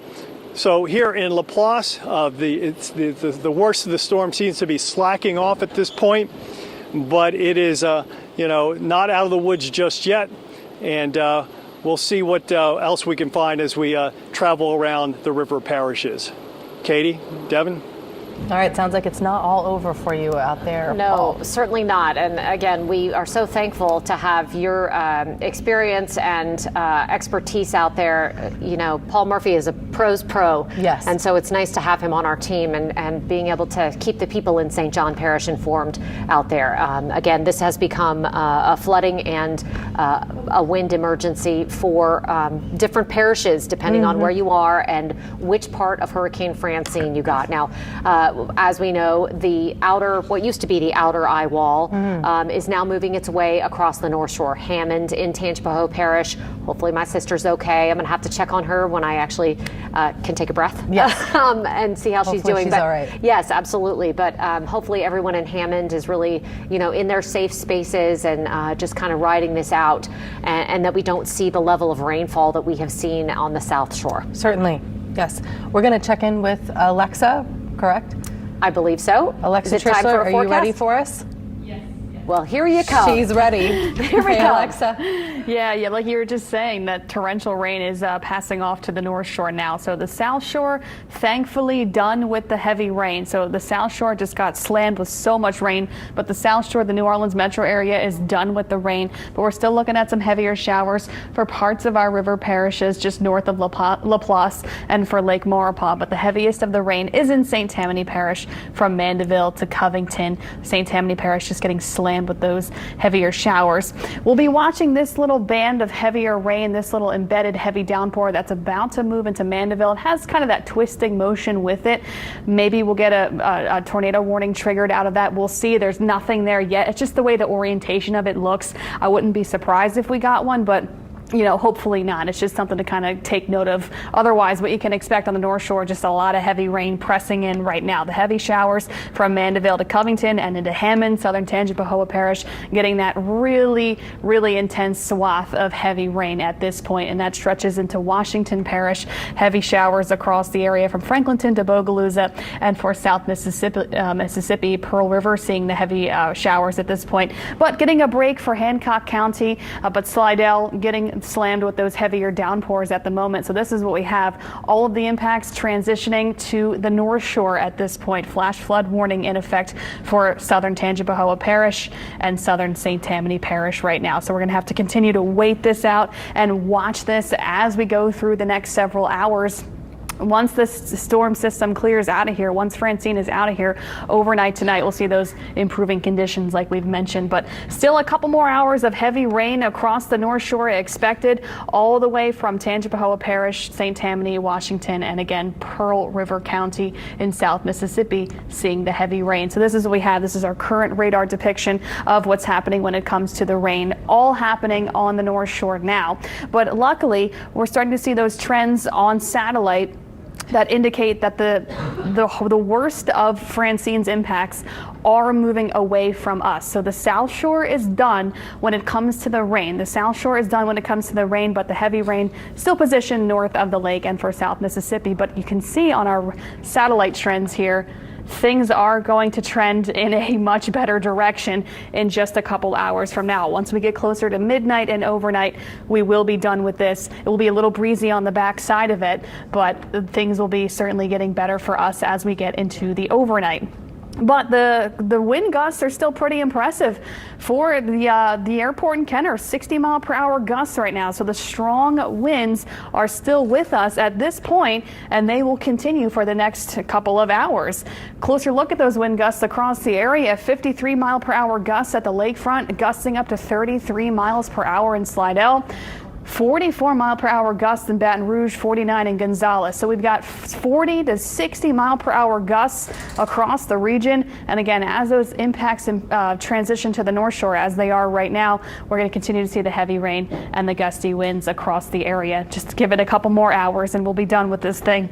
That's really all we can say, is that we're waiting it out. We're getting through this. It's just been awful. All the rain we've received over the last couple of hours is just, it's really remarkable how much rain we've gotten. Unfortunately, just tons of rain getting dumped over the New Orleans metro area, just from the river parishes all the way through to New Orleans East was just a nightmare. And unfortunately, it's going to take some time for that water to recede. I did want to pull up our radar again to see how much rain we've accumulated. But like we showed you earlier, some of us got up to 4 to 6 inches of rain in a very short amount of time. So this storm has just been very impactful when it comes to the damaging wind gusts and the heavy rain that has fallen across the area and continues to fall on the North Shore. So waiting for our current radar to pop up so I can show you kind of what's been going on over the last couple of hours to give you how much rain, just a radar estimation of how much rain we've received over the last 3 hours. As that loads up, just something to kind of keep in mind with these systems. It's hard to say who's going to see the heaviest of the rain, and unfortunately it just set up over our very vulnerable spots. Our most populated areas, of course, got the bulk of the rain. So over the last 3 hours, I mean, many of us seeing rainfall totals, pushing and exceeding 4 to 6 inches of rain. So it's just a very impressive amount of rain for us. So getting a closer look at that. Just at this point, 5, 6, that's 4.9 inches, but anywhere from 4 to 6 inches of rain generally across the city, and for our river parishes as well. Probably anywhere from 4 to 6, pockets closer to 6 inches in those worst case scenarios. So unfortunately, that's what we've had over the last few hours. So getting into what's currently happening again on the North Shore is where we're seeing the heaviest of the rain. So from Slidell and St. Tammany Parish through Covington and Mandeville, that's where the heavy stuff is happening at this point. I want to switch now to our Hammond radar to get you a better look at that. There we go. So those steady showers, continuing to see that flash flood warning for a good chunk of the North Shore, southern Tangipahoa Parish, and St. Tammany under that flash flood warning, because the heavy downpours, they continue on and they will be with us over the next couple of hours. Unfortunately, we will continue to see that heavy rain push into the North Shore. So I did want to bring you an update from the National Weather Service. They're just extending the time for the flash flood warning for our river parishes, because it's just going to take a lot of time for that water to go down and recede. Even though the rain has let up for the South Shore, there's still going to be standing water for the next several hours. So still keeping that same advice. Don't leave your home. Stay at home. Wait till this is done. It's really not a good idea to get out there and hit the roads now. It's very dangerous, very treacherous. A lot of standing water across much of the metro area, and it's deep water. So it is very dangerous to go outside and travel now. So you want to stay locked in. You want to stay inside, ride this thing out.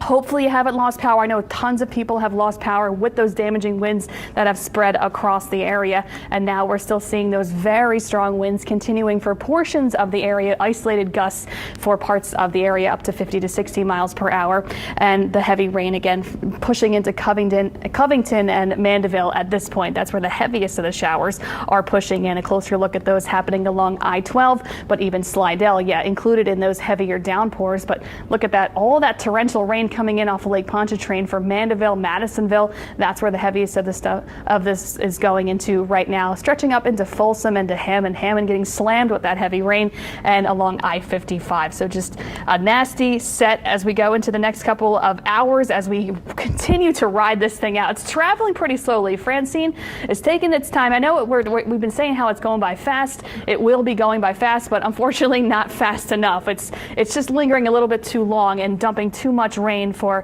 a good portion of the area. So we're going to continue to ride this thing out and watch these rainfall totals add up now for the North Shore. So I did want to go ahead and throw on the accumulation for the North Shore.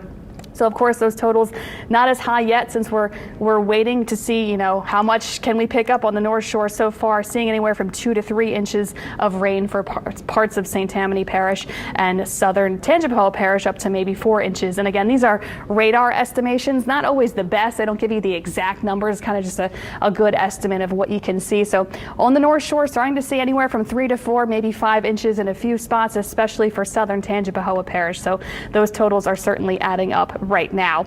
And we'll continue to see those totals adding up into the next couple of hours, because that's what we have. This kind of band of storms, or this band of heavier showers, I should say, is just going to linger probably, I would say, over the next hour or two, unfortunately, just continuing to bring that heavy rain, those torrential downpours for St. Tammany Parish and really all of the North Shore and a good portion of South Mississippi's, really Pearl River County completely covered in that heavy torrential rain. But Hancock County getting a break from some of those showers right now. So right along the coastline, not seeing as much rain for parts of South Mississippi. So yeah, it is going to be busy the next couple of hours. Like we've been saying, overnight tonight, that's when conditions will be improving for us. So looking forward to getting to the overnight hours so we can be over and done with Francine.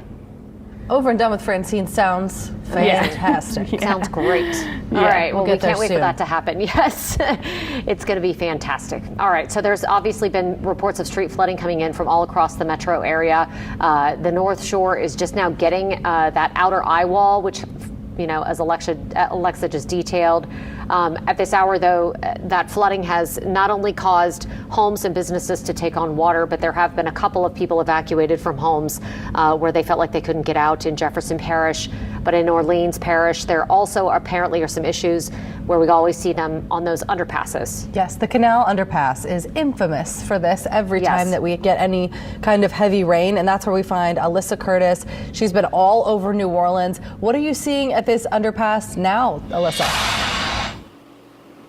Hey guys, yeah, we are at the Canal Underpass at Hidalgo right now. I'm going to take a step out so you can really see the extent of this flooding. There's a police officer stationed right here, so I actually just went to his window. I was like, hey, can you give us an update?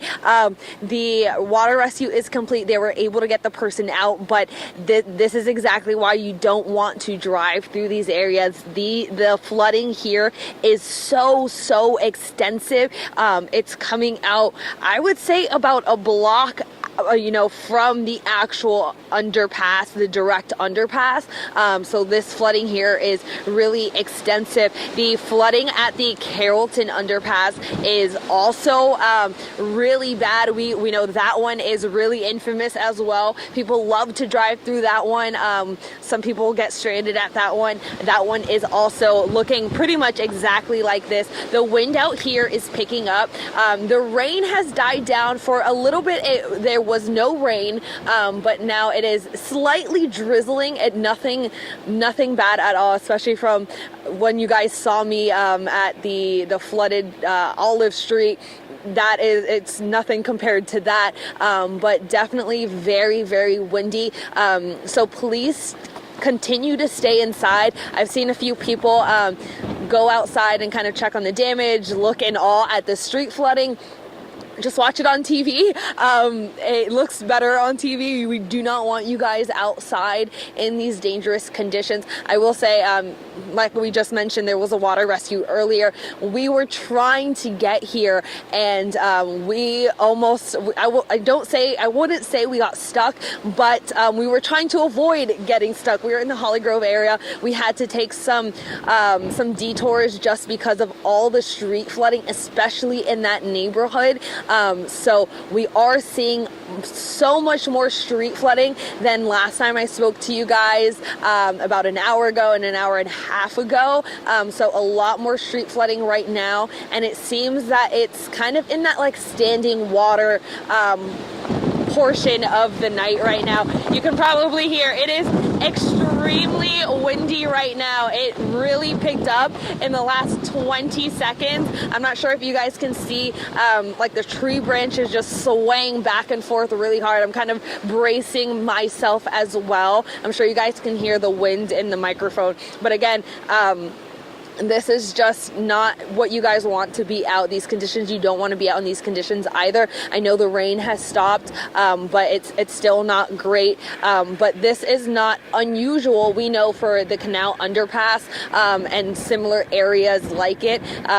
This is just, again, it's pretty par for the course, but this is why we don't want you guys out here, because it's so easy to get stuck in this area or areas like it. This underpass, the Carrollton Underpass, any of these spots that are prone to flooding. You think that you can make it. You're like, oh, my car's high enough. The water doesn't look that deep. But next thing you know, you're needing a water rescue, and we do not want that. We want you guys to stay as safe as possible. Again, the rain has died down. It's sprinkling a little bit on and off, but again, nothing like it was an hour to 2 hours ago. It's really died down. It's really breezy. I had to add some extra layers. I dried off to get some of that water off of me so I can try and warm up just a little bit. But it's really breezy, really, really windy. So again, these are just some of the conditions that we're seeing. And this is happening all over the city. Like I just said, we're in Holly Grove and we're trying to turn on whatever street we could just to get out of the flooding. We were like, oh my goodness, we do not want to be the ones who are kind of stranded or our car gets flooded. So can you hear us, Alyssa? Just be really careful. Yes, I can. Can Alyssa, you hear me? we do have a question for you. Yeah, I know that it's so dark out there, but there is, I believe, some way that isn't there something written on the cinder blocks how deep the water is? Isn't there some type of a measuring? Yes, there is. Thing? There Can be. you tell us how deep the water is? Can you see it? Yeah, let me go walk over. I'm going to be really safe. Don't worry. And while you're over there, is there a car in this water still too? I believe so. It is really dark. It looks like the car may still be over there. It's really hard to see, so I can't say exactly. I do know the officer said that the person was rescued, so they were fine. I am trying to look. I have my contacts in, but it is so dark I cannot see the measurement. But it's fairly deep. I would say at least a few feet, but I don't want to give you guys an exact measurement, but definitely deep enough that it could get scary out there. Oh, absolutely. It always accumulates so much quicker down there because it's such a low elevation where it dips underneath there. And that's why it's deceiving. That's why a lot of times people drive into it because they don't realize how deep it gets so quickly. Yeah, absolutely. Even just, a normal pothole. We came up on those a few. Again, a confirmed tornado on the ground in downtown Conyers. This is a very dangerous and life-threatening weather event. Get into the interior section of your house, away from windows or a basement if you have. And there's the debris right there in the Millstead area near the Rockdale Medical Center. Right.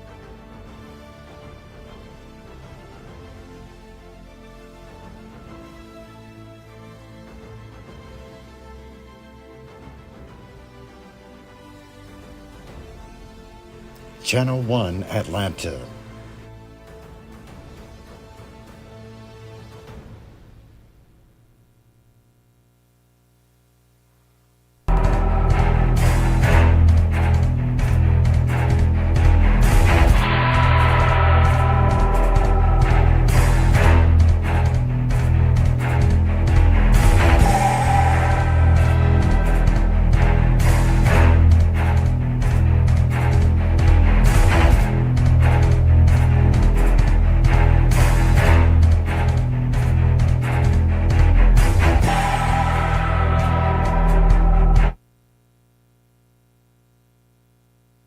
Yeah, before, not to cut you off, but just want to stop you there because apparently there are extremely high canal levels in Holly Grove.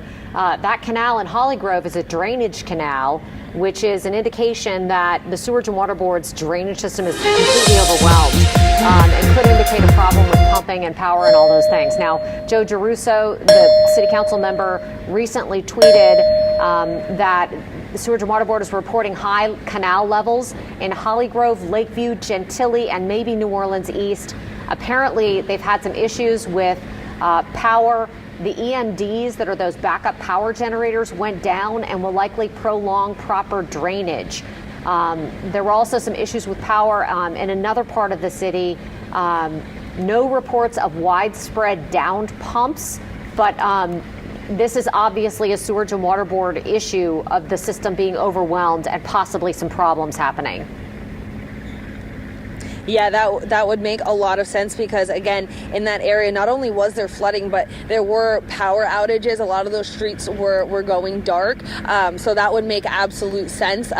Once I get off with you guys, I can make some calls and see if we can get any information from Sewerage and Water Board about what's going on or when we can expect some of that pumping to resume. But yeah, that exactly makes sense. Flooded streets and some power outages in that area. Yeah, that seems like an abnormal amount of water, even at that underpass. Even though it floods all the time, that looks like abnormal. Yeah, and it's really high, and it's also kind of been a while since we've had really heavy rain, right? Is that accurate, Alyssa, or are you seeing rain where you are? No, you are absolutely correct. Last time you guys saw me, I want to say it was about an hour ago, and we were by the World War II Museum. And it was coming down so hard. But when we got in the car and we started driving, we were trying to make it over here. After about 10 minutes, it stopped raining, and it hasn't really rained since then. So I would say now, probably about an hour, it's been pretty dry. We'll get some pockets of drizzling, but it is so light of a drizzle that it feels like it, compared to what was going on 2 hours ago, it feels like it's not even raining. But yeah, we have not had a significant constant downpour in about an hour, I would say. That definitely is unusual. So I don't know if it's just that the drainage system is struggling to keep up, and that there is a lack of power or whatnot. But this is certainly an emergent situation, and we're hearing that not only are there overflowing canals and high levels in the canals there in Holly Grove, but parts of Lakeview is having an issue, parts of Uptown, as Alyssa has reported throughout the night, also having some issues there. So, it sounds like there is something going on with the Sewerage and Water Board, and I think we're probably going to need to get an update from someone about what the situation is there as soon as we can. Yeah, absolutely. And we know David Hammer's also been out there talking to people, keeping an eye on this too. So maybe we can check in with him in a little bit. And see what he knows. Yes, and kind of reach out to the sources and see what's happening out there. This is a picture. I'm not sure where. This is in Gentilly. Gentilly, okay. And we're right now we're going to just kind of look at some of the video that we're getting into our newsroom, and this is coming from viewers, from our photographers, people on the ground who are seeing things firsthand. Again, only send this in to us if it is safe to do so from where you are. This is Gentilly. You can see how high the water is there, coming up some people's front walkways. This is in Holly Grove. Mm-hmm. As we were just mentioning, that there are high water level in the canal there, and looks like there's a lot of water in the streets as well. Hopefully those cars are not flooded out, but that does seem like a very tricky situation. Yeah. Hopefully, anybody who has to drive around and is driving around is doing it very slowly so it doesn't push water into people's homes. It's been difficult. You all have been sending in such wonderful photos and videos for us as you're experiencing this flooding in your neighborhoods, and we appreciate that you're sending those to us. Please keep them coming. 504-529-4444 is that number. Again, we're still looking at that video in Holly Grove of some flooded streets there. This is just a difficult situation. Here's Orleans Avenue at North Scott. So this is another definitely backed up there. Seriously backed up street. We have not heard in great detail about whether or not the floodwater is starting to recede. I know in some neighborhoods in Jefferson Parish it is. Yeah, we are hearing that. Others, it's not yet. So I think there's a lot of anxiety and concern about the fact that they're not seeing the water go down quickly. Especially since there are parts of Jefferson Parish that do not typically flood. I think that's where the anxiety is coming from. Absolutely. We also have some video of St. Charles Parish. This is Norco, I believe. Yes. Where we're hearing that there is water in homes, and you can see the water is really, it looks pretty high, and the wind was whipping whenever this video was taken. This was earlier this evening. Yes. Yes. We don't have an exact tally right now on how many homes in St. Charles Parish have water in them. Same thing with JP. A lot of this stuff takes time. Probably in the morning, we're going to be hearing more about the tally, the damage, how high the water actually got. and hopefully by then most of the water will have been able to be pumped out. All right, here's Laplace. Of course, Paul Murphy has been in Laplace for us all day. That area has really just been getting pummeled. This is one of the neighborhoods in Laplace, and looks like the water is just shy of getting into homes, so that's good. Those vehicles clearly moved to higher ground, thankfully. Hopefully they, never got any water in them. But you can see here, this water is high. The water is high. Yes. This is St. Tammany Parish. These transformers have been, there's so many videos of these all over social media as they've been kind of zapping throughout this storm. And that is unfortunately the site of a whole neighborhood's power headed out. Absolutely. Let's check mess. As we're watching this video of the transformer blowing, let me just pull up this parish by parish map from Entergy. That's obviously on the North Shore, so that may be St. Tammany, Washington Co-op, or it could be Cleco. I'll look that up while you However, get to Entergy. Just on Entergy, and this is a statewide number, so keep that in mind. It's also areas in Ascension Parish and Assumption Parish and up by Livingston Parish, even Baton Rouge. Those areas have all been having some power issues as well. But statewide, we're looking at 275,000 Entergy customers without power right now. What you're looking at on the screen right now is the map, but those are the areas that are down closer to the coast. That looks like Lafourche and Terrebonne parishes, those areas that got hit first and probably hardest. Lots of power outages down there. Now in Mandeville, Cleco, Devin's pulling up that map to check it out. This is, again, another statewide number, so this is a lot of people who are kind of in the Morgan City area, New Iberia area, but total Cleco customers were right under 24,000 without power. And really not that many on the North Shore yet, but the storm is just getting up there now, so that is probably going to change. And as we know, Morgan City is near the area right where the storm made landfall, so that would have been, where the worst of those, hurricane force winds kind of ripped through the coast and then started working their way up. So that makes sense that those are the areas with the concentrated power outages there. Here's the Cleco map here. You can see that there are quite a few in the Slidell area, also down near Mandeville, Madisonville, up to Covington, and you can see even some in Lacombe. This is, again, the storm is just kind of working its way up there. So this may change as we as the storm makes its way there. Yeah. And Mike McDaniel is there. He is. He's been covering that area for us. He was along the lakefront and then since has been, near the Emergency Operations Center in Covington. So Mike, how are conditions now? Yeah, kind of staying tethered to the Emergency Operations Center. We told you earlier that we knew the bulk of it was kind of at our doorstep. Well, the bulk of it has now knocked on the door and is in our house. So we're kind of in it right now. And parish leaders kind of hope this is going to be the most of it. If you kind of look behind me, there's not a whole lot of wind yet that we've gotten up here in downtown Covington where we are. It comes in gusts here and there, but for the most part, nothing has really been sustained out here. It's just been some rain. Every now and then you'll get some gusts of rain that'll kind of come in sideways, and that's kind of it. But this has been the heaviest rain that we have seen the entire time we have been up here on the North Shore today in its entirety. Now, at this point, there's still about 2,500 people in St. Tammany Parish without power. They do expect about 3 inches of rain until about 2 a.m. And the worst impacts, which is what we're dealing with right about now, it could get a little worse than it is right now, but this is kind of where we are. This is kind of going to go on until about 1 a.m. to get out of the parish completely. Now, part of a big piece of good news here is rivers are not expected to flood. So that is definitely good news. It's actually better than what was expected up here on the North Shore. I did just check in with the Sheriff's Office in neighboring Tangipahoa Parish. They said that they are dealing with some rain right about now. They do have some down trees, some down power lines, so they're dealing with those at this point, but nothing wild or no reports of any massive no large damage, major damage, if you will. No injuries have been reported here on the North Shore. That's also in Washington Parish as well. So right now, here on the North Shore, we are doing fairly well, especially compared to what's going on down on the South Shore.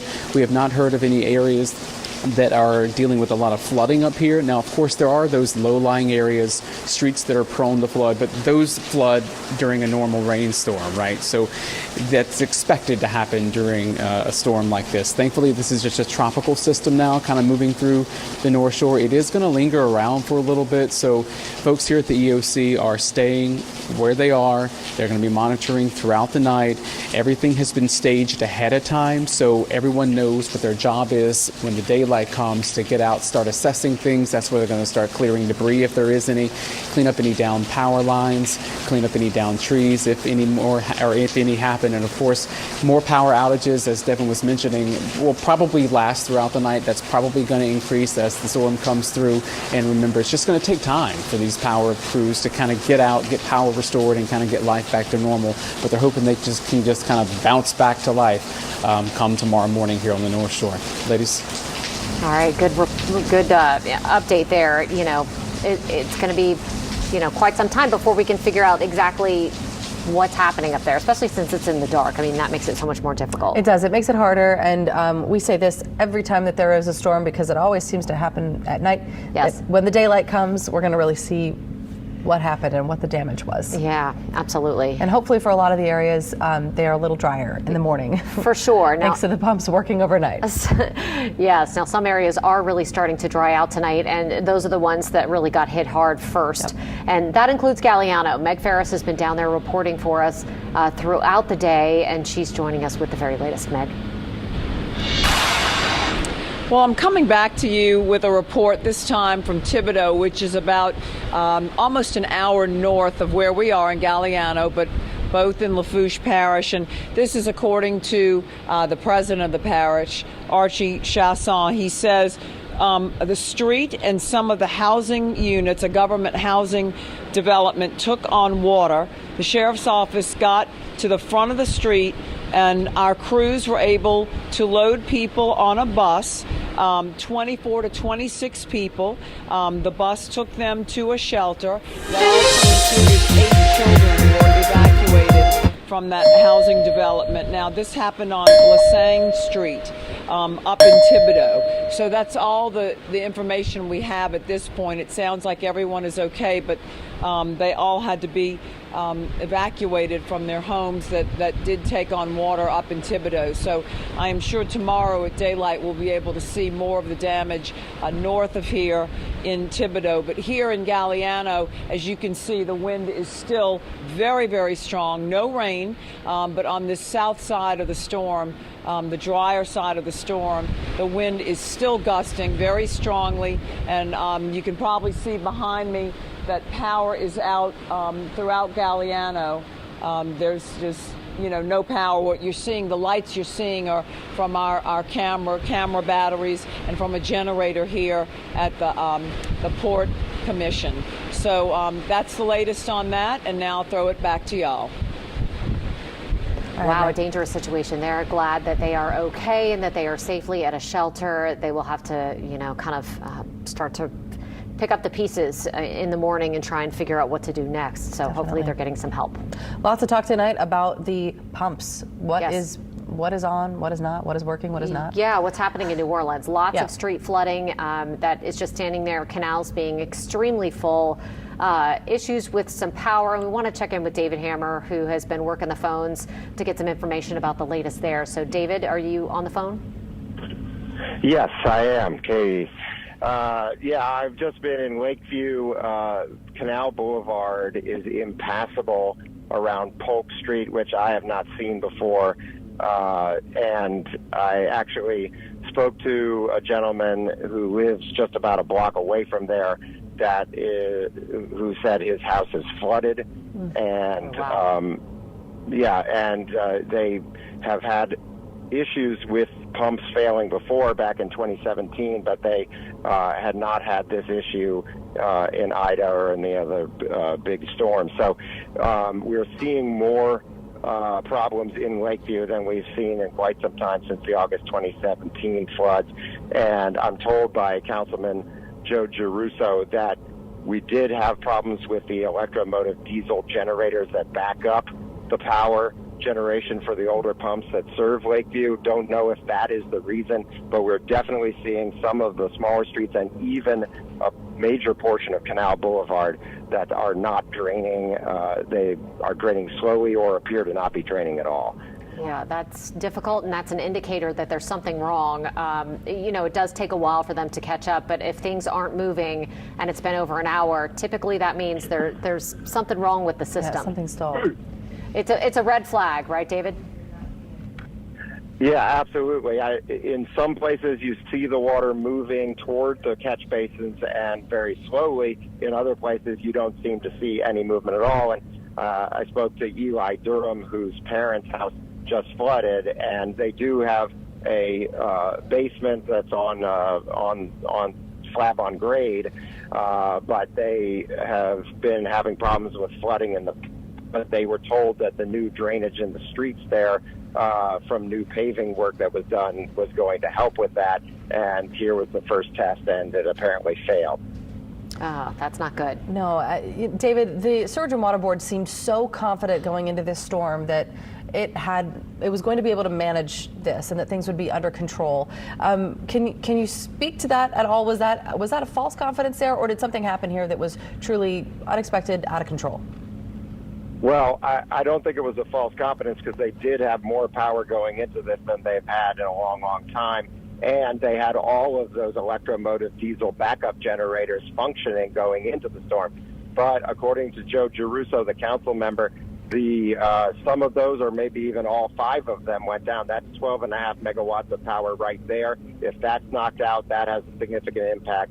And the last 2 inches of rain that fell just over the last 30 to 45 minutes of the rainfall right before 10 o'clock really overwhelmed the system.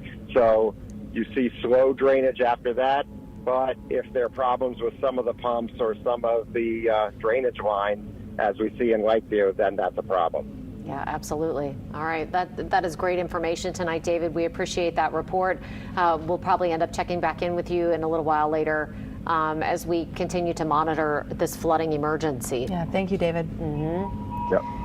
All right, another place where flooding is a problem. We're hearing phones go off. There are additional warnings that are happening. What's going on? What are those? No, it's a continuation of the flash flood emergency. Continuation of the flash flood emergency for anybody out there whose phones are going off right now. We started to hear them here in the studio, but 6 to 8 inches of rain fell in the emergency area. Alexa Trishler is telling me. Jefferson Parish. Wow, that is a very large amount of rain in a very short period of time. All the way through St. John, St. Charles, Orleans, kind of that whole area. Yeah. Oh, wow. Okay, so that's Alexa that you're hearing, kind of giving us the latest. But and that explains why these pumps became so overwhelmed in Jefferson Parish, especially because we've seen so much flooding there. That is where Eleanor Tabone is. She's been keeping an eye on things. Eleanor, where are you now?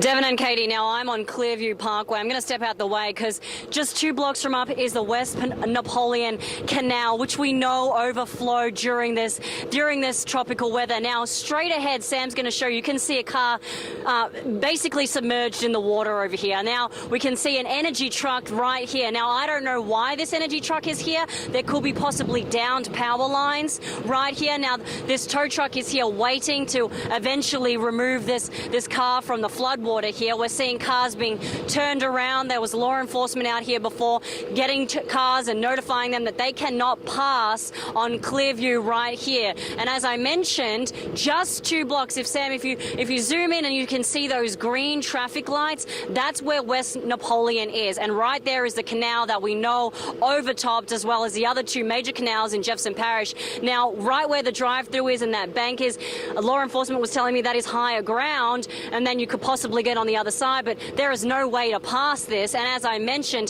there could be possible downed power lines, so it's just simply dangerous to cross in this water. It also looks very, very deep the further you go back, and you can see that car right there. And like we've been reporting, Katie and Devin, we know that we're being told in Jefferson Parish to conserve that water. We're being told not to take a shower, not to take a bath or run the laundry or use your dishwasher, because there's as possible for the sewage to be backed up. And this flood water, like we've been mentioning, is just sitting here. We're waiting for the pumps to kick in. We're waiting for this to be all drained out. But right now, there's flooding all over Jefferson Parish. Everywhere that we have been tonight, ladies, there has just been flooding. And it seems like now the wind is really, really picking up. We're feeling it. It's blowing both of us. The rain has thankfully eased off. We have a little bit of drizzle. We saw some lightning before. That lightning has subsided. But again, the wind out here on Clearview, where this car, you can see these cars being turned around here. No passing because that water is so deep. And again, possibly have downed power lines. And we know, Katie and Devin, that there are so many power outages across the entire southeast Louisiana as Hurricane Francine ripped through earlier today. But again, thankfully the rain has subsided. That torrential downpour that you saw that we were in earlier has subsided. There is some sprinkles, but the water is pooling out here on Clearview. The wind is just picking up. You can see the trees blowing. You can see traffic lights slightly swaying. But again, as I mentioned, the car's being turned around here at Clearview because just 2 blocks away is West Napoleon Canal, which overtopped, as well as the other 2 major canals in Jefferson Parish. So we're going to continue to monitor this. We're going to see if we can move to other locations to get more information for our viewers, get more details to show you the extensive flooding across the parish. But again, as I mentioned, Katie and Devin, a lot of flooding here on Clearview in Metairie. Again, possible down power lines. If you're heading this way, there's no way for you to pass. You're going to be turned around. But so just keep safe, keep updated, keep your phones alert. We saw those flash flood warnings coming through. That's why it's so important to keep them near us so we can keep our updates. But like I mentioned, we're going to continue to travel around the parish to see what else we can bring you and update our viewers. But reporting live in Metairie, Eleanor Tabone, WWL, Louisiana. All right, the power outage. Thank you so much, Eleanor. The power outages there seem to be really compounding the problem, and it feels like it's going to be a waiting game. And I think that this is a good time to remind people. She keeps saying, if you're heading this way, do not head any way. Stay in your house. This is not the time to be driving around. Right. It is incredibly dangerous to be driving around right now, and it puts you at risk. It puts emergency responders at risk who are at this time just trying to make sense of what all is going on and get the water away. Yes. Pump everything down. Yes. And get things safe again. Hopefully we can try and get some officials on the phone in just a little bit. Here. Yes, very shortly, just to try and get an update on what is being done to try and alleviate the problem. I mean, I know, we spoke with Councilmember Scott Walker a little while ago to hear from him on it, but I don't know if it's possible to talk to, their drainage department or somebody who is actively involved in it to try and get the latest. So we'll effort that as we continue our coverage tonight. For now, I believe we are going to get a check on the weather. In just a few minutes, I think. This has been such a day. Are we getting a check of the forecast from Chief Meteorologist Chris Franklin? Absolutely. Yes. All right, Chief Meteorologist Chris Franklin, you're up. Take it away, sir. Alexa Trishler and I were just kind of discussing the 10 o'clock position of where or at least where the Hurricane Center placed Francine. I'm not going to keep beating a dead horse, but it certainly didn't jump that dramatic of a position north, is what we were kind of discussing off camera. So, all right, I'll leave it alone at that. A lot of folks' alarms went off on their phone that WEA, the Weather Emergency Alert System, wireless emergency alert system, and it's for the continuation of the flood threat over JP, Orleans, and into St. Charles out toward St. John. Now, the reason for that, we're not seeing any additional rain. There is no rising water in any of these locations. It's just the ongoing issues. I think once the Weather Service has kind of surveyed not really surveyed the area, but kind of assessed just how bad the flooding is across so much of Jefferson Parish and elsewhere, they have extended the flash flood warning with the dangerous conditions, kind of the caveat that this is a significant event with so many of those canals having flooded. Now that water is in the streets, and if you're near any of the canals, as Eleanor was showing, you cannot tell the difference between what is a street and what is a canal. And even in some areas where the water looks like you can at least see the bottom, there is no reason to be out and about at this hour trying to drive around to see where damage may be. Just wait until tomorrow. Wait until tomorrow. We've got a lot of power outages, so you cannot see. We can't judge the depth of the water. You don't know if you're going to start sending water into homes. A lot of folks are probably right now saying their prayers, blessings, if the water didn't get into the homes, and then you go and drive through and create a wake. So just stay off of the roads for the next several hours, but really going into the overnight hours and into tomorrow. Now, here's where that heavy rainfall is at the moment, and thankfully we're not seeing the rainfall rates nor the accumulations that we had on the South Shore, now north of the lake. And also note that we are getting some breaks in those heavier storms, and the intensity isn't nearly what it was earlier. But with that being said, there is a flash flood warning in effect for our North Shore parishes, all of southern St. Tammany Parish and southern Tangier Hope Parish, including Hammond, out toward Covington, Mandeville, as far north as Pearl River as well. Also, just to the north of that, though, we do have some further heavy rainfall. It's just not quite to the levels to warrant a flash flood warning. However, we're looking at high water now, or excuse me, high rainfall totals now across all of our North Shore rivers. The storm surge is still on the rise in the lake. That pushes the water into the lake. It pushes it up all of our North Shore rivers, and there is nowhere for that rainwater to drain. So we are likely going to start seeing the rivers overflowing in St. Tammany Parish through the night and into tomorrow. We know it usually takes a little bit of time to see those rivers completely at least get below flood stage. So it's going to take a little bit of time for the North Shore. That more of an issue with river flooding. South Shore, it's more from the canal flooding and the canal overflowing that have caused some of these issues with the storm. Now, this is still a tropical storm, and there are still some very gusty winds. You saw from Eleanor kind of driving all around in Metairie, where we've got the high water, but it's still not exactly safe to be out and about. You still have some wind that can still cause some additional damage. And I know from a number of folks I'm seeing, they've had power up until about 15, 20, 30 minutes ago, and they're just now losing it. So even if you have power now, that doesn't necessarily guarantee you will continue with that electricity through the night. So there is still damage occurring across the region. Just this is not the time to be outside. We had said we will wait until this is completely through, and really we're not going to be able to assess anything until early tomorrow morning. So just wait this one out. There's no reason to be out and about yet until we get further into the morning hours and a little bit of daylight on Thursday. We've had over 7.32 inches of rainfall at Kenner, over 6 inches of rainfall at Lakefront. Then Belle Chase, not as bad, 2.5 inches of rainfall. We are approaching 4 inches up towards Slidell. Now Hammond, sometimes the Hammond gauge gives us a little bit of a fit. It's only reporting a half inch of rainfall. They've likely seen a lot more than that, and certainly more to come.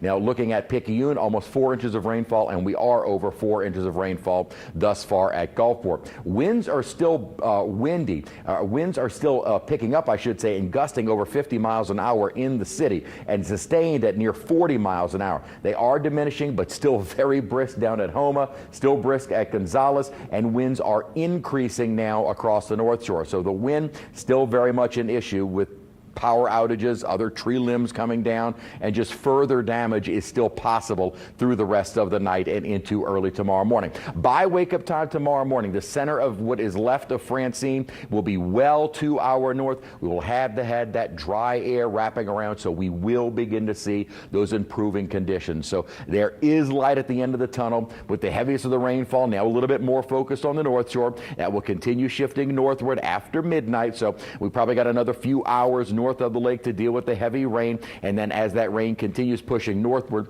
on the drier side, we're going to have that drier air moving in. Rainfall will begin to subside, and a much quieter rest of the night tonight and into early tomorrow. Both the GFS and the Euro are in pretty good agreement with the rough idea of the timing. Now the winds will continue and kind of say through the rest of the night tonight. We are still going to have those strong wind gusts. Now they are coming down, but they have been gusting up to over 50 miles an hour. So we're no longer seeing the 70, but they have still been gusting up to about 50 miles an hour. Now those will be subsiding again, but they're still pretty breezy at the moment. If you do have power, make sure that those phones are charged, and if you haven't lost electricity yet, make sure that the phone is charged. Download the WWL app so you'll be able to keep streaming us through the night while we continue to basically ride out the storm with you. At the moment, though, looking toward downtown, again, one of the bridges, the lights continue to shine. It was the other one from the other side downriver that the lights have gone out. We can see lights downtown and on the West Bank. So far, at least from near where our transmitter is in Terrytown, the surrounding area does have electricity. Obviously, we've been reporting the number of areas that do not have power for right now. What thankfully is occurring is that wind shear and dry air are winning out. We are seeing gradually, as you kind of watch the satellite presentation of Tropical Storm Francine, it really no longer looks like a tropical storm. Even what had been the more intense clouds with those storms on the South Shore, as the storms themselves have moved northward, those cloud tops associated are getting ripped apart. So the rain on the North Shore, what had been potent south, is not nearly as intense as the storms continue pushing toward the North Shore, and that drier air is really starting to take hold, really starting to erode a lot of the moisture, not only kind of wrapping around on the southern and eastern side, but really coming at us from the west as well. That will continue to kind of kill off a lot of that available moisture for those heavier rains. Now, still some big soaking rains on the North Shore, but at least we're starting to cut into that moisture source and also eliminating those towering cumulus where you get the more intense storms. They are starting to wrap up. So just a recap of radar at the moment. You still have what is relatively broad circulation, and folks have been asking, are we in the eye? Well, the eye is no longer there. It is a weakening tropical storm. What had been the structure of the eye wall is what sent in those heavy storms. This basically started from landfall at 5 p.m. right through the metro area, soaking the bayou parishes, river parishes, metro area, pushing to the North Shore. But as I said, they are getting those storms ripped apart. So the intensity of the rain now north of the lake is not as bad as it was south of the lake. Still some very heavy rainfall. We still have the gusty winds. We still can have some damage to the overnight, but conditions continuing to improve. This is a severe weather alert from WWL Weather, sponsored by Egan Insurance Agency. Welcome back. It is 11 p.m.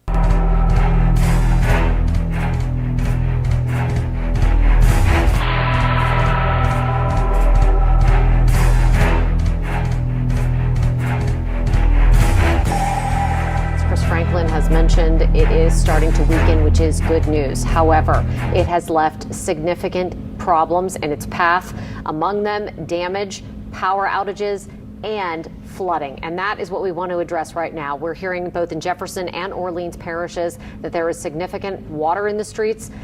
City Council member Helena Moreno for New Orleans is joining us by phone tonight to give us the latest on what happened there. Helena, thanks so much for being with us. Hey, how are you guys? Good.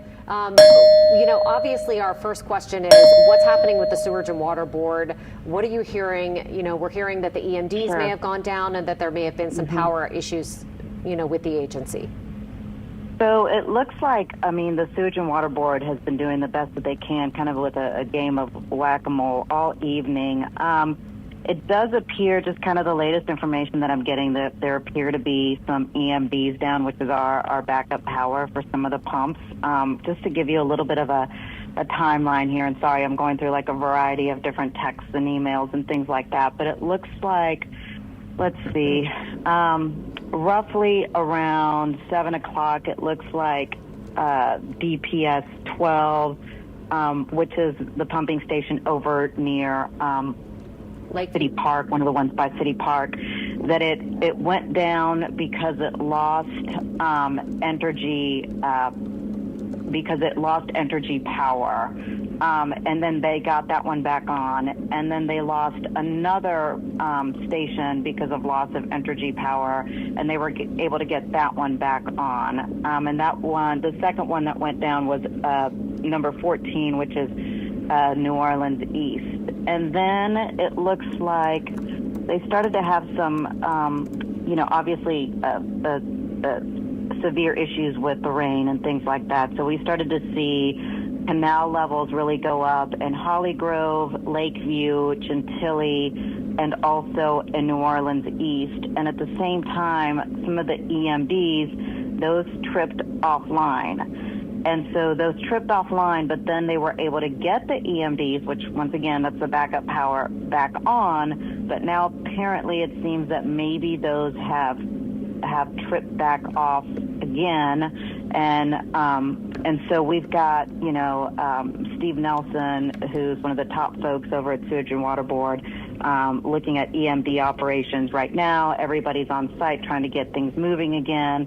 But that seems to be the very latest. Seems like all hands on deck right now to try to get this situation resolved. So it looks like it's, kind of a combination of obviously, Entergy New Orleans issues with power, and we've seen that throughout the city. But then it may have been also a situation where some of the redundancies may have been some issues with some of the redundancies, the EMDs that I've been talking about, the backup power that may have also tripped offline.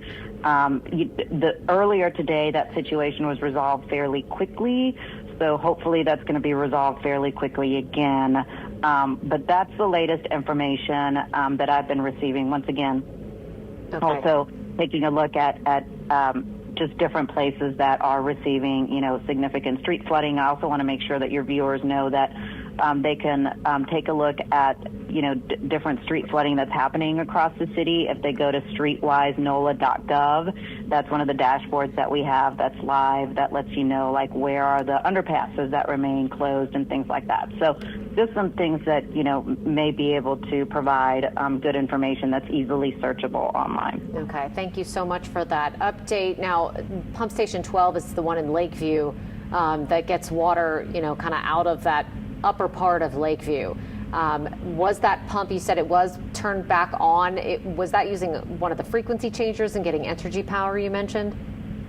So that one was turned back on, and that was way earlier in the evening. I mean, it seems so much has happened since 7 o'clock, but that was way early on, and I haven't heard any additional issues with DPS 12. And do you know, is Lakeview starting to drain, or are any of these streets starting to drain at this point, or are we still kind of in a holding pattern until they figure out how to adequately power everything?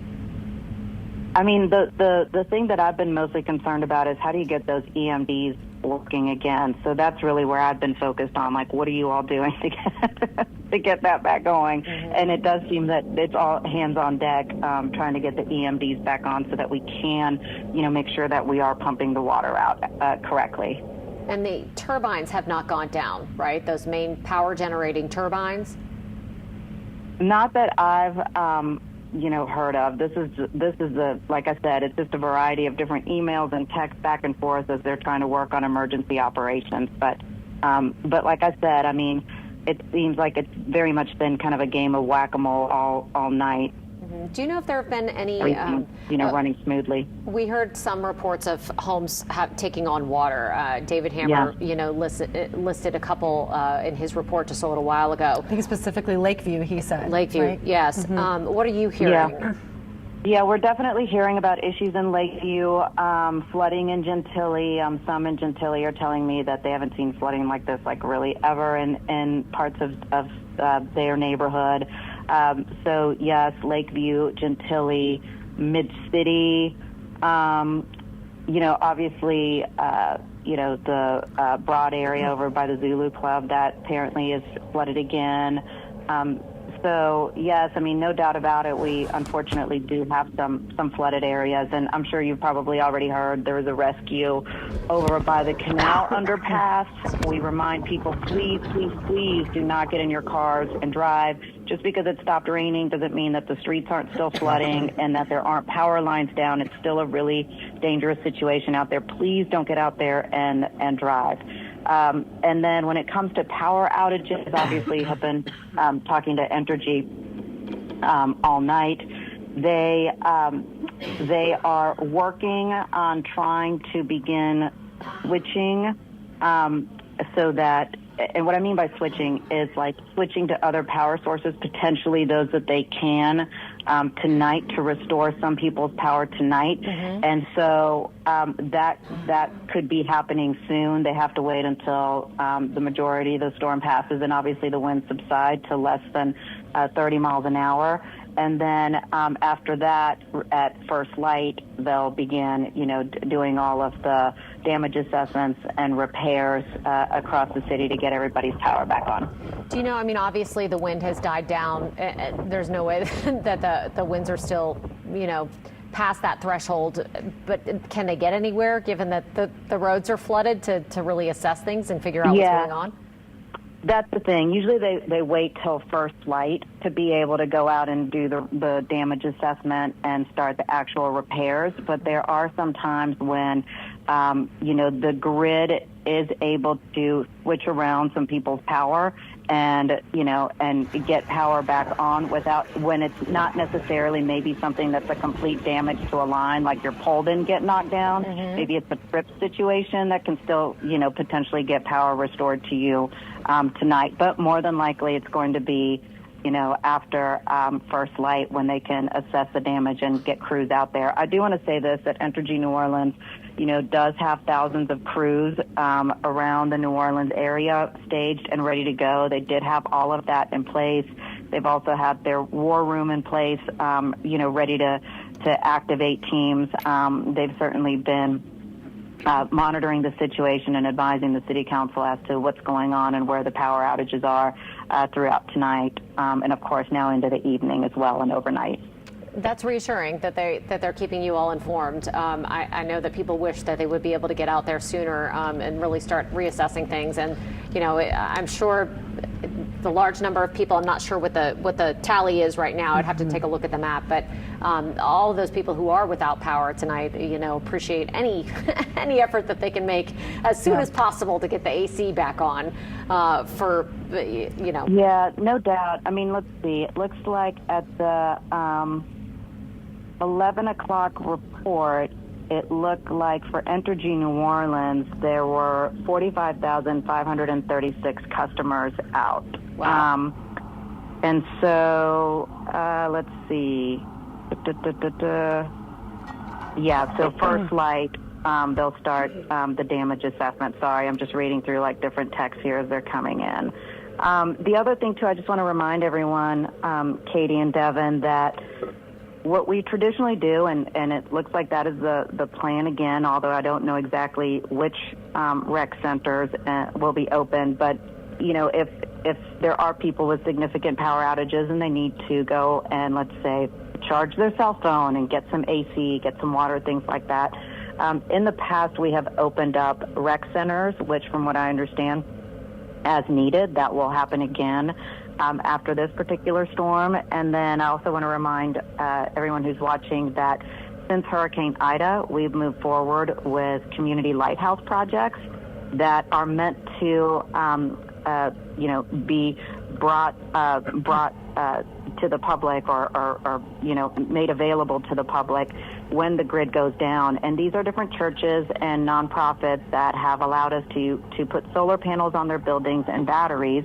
And so they don't need generator power. Through the batteries and solar panels, they're able to have AC and be able to operate even when they're not on the grid.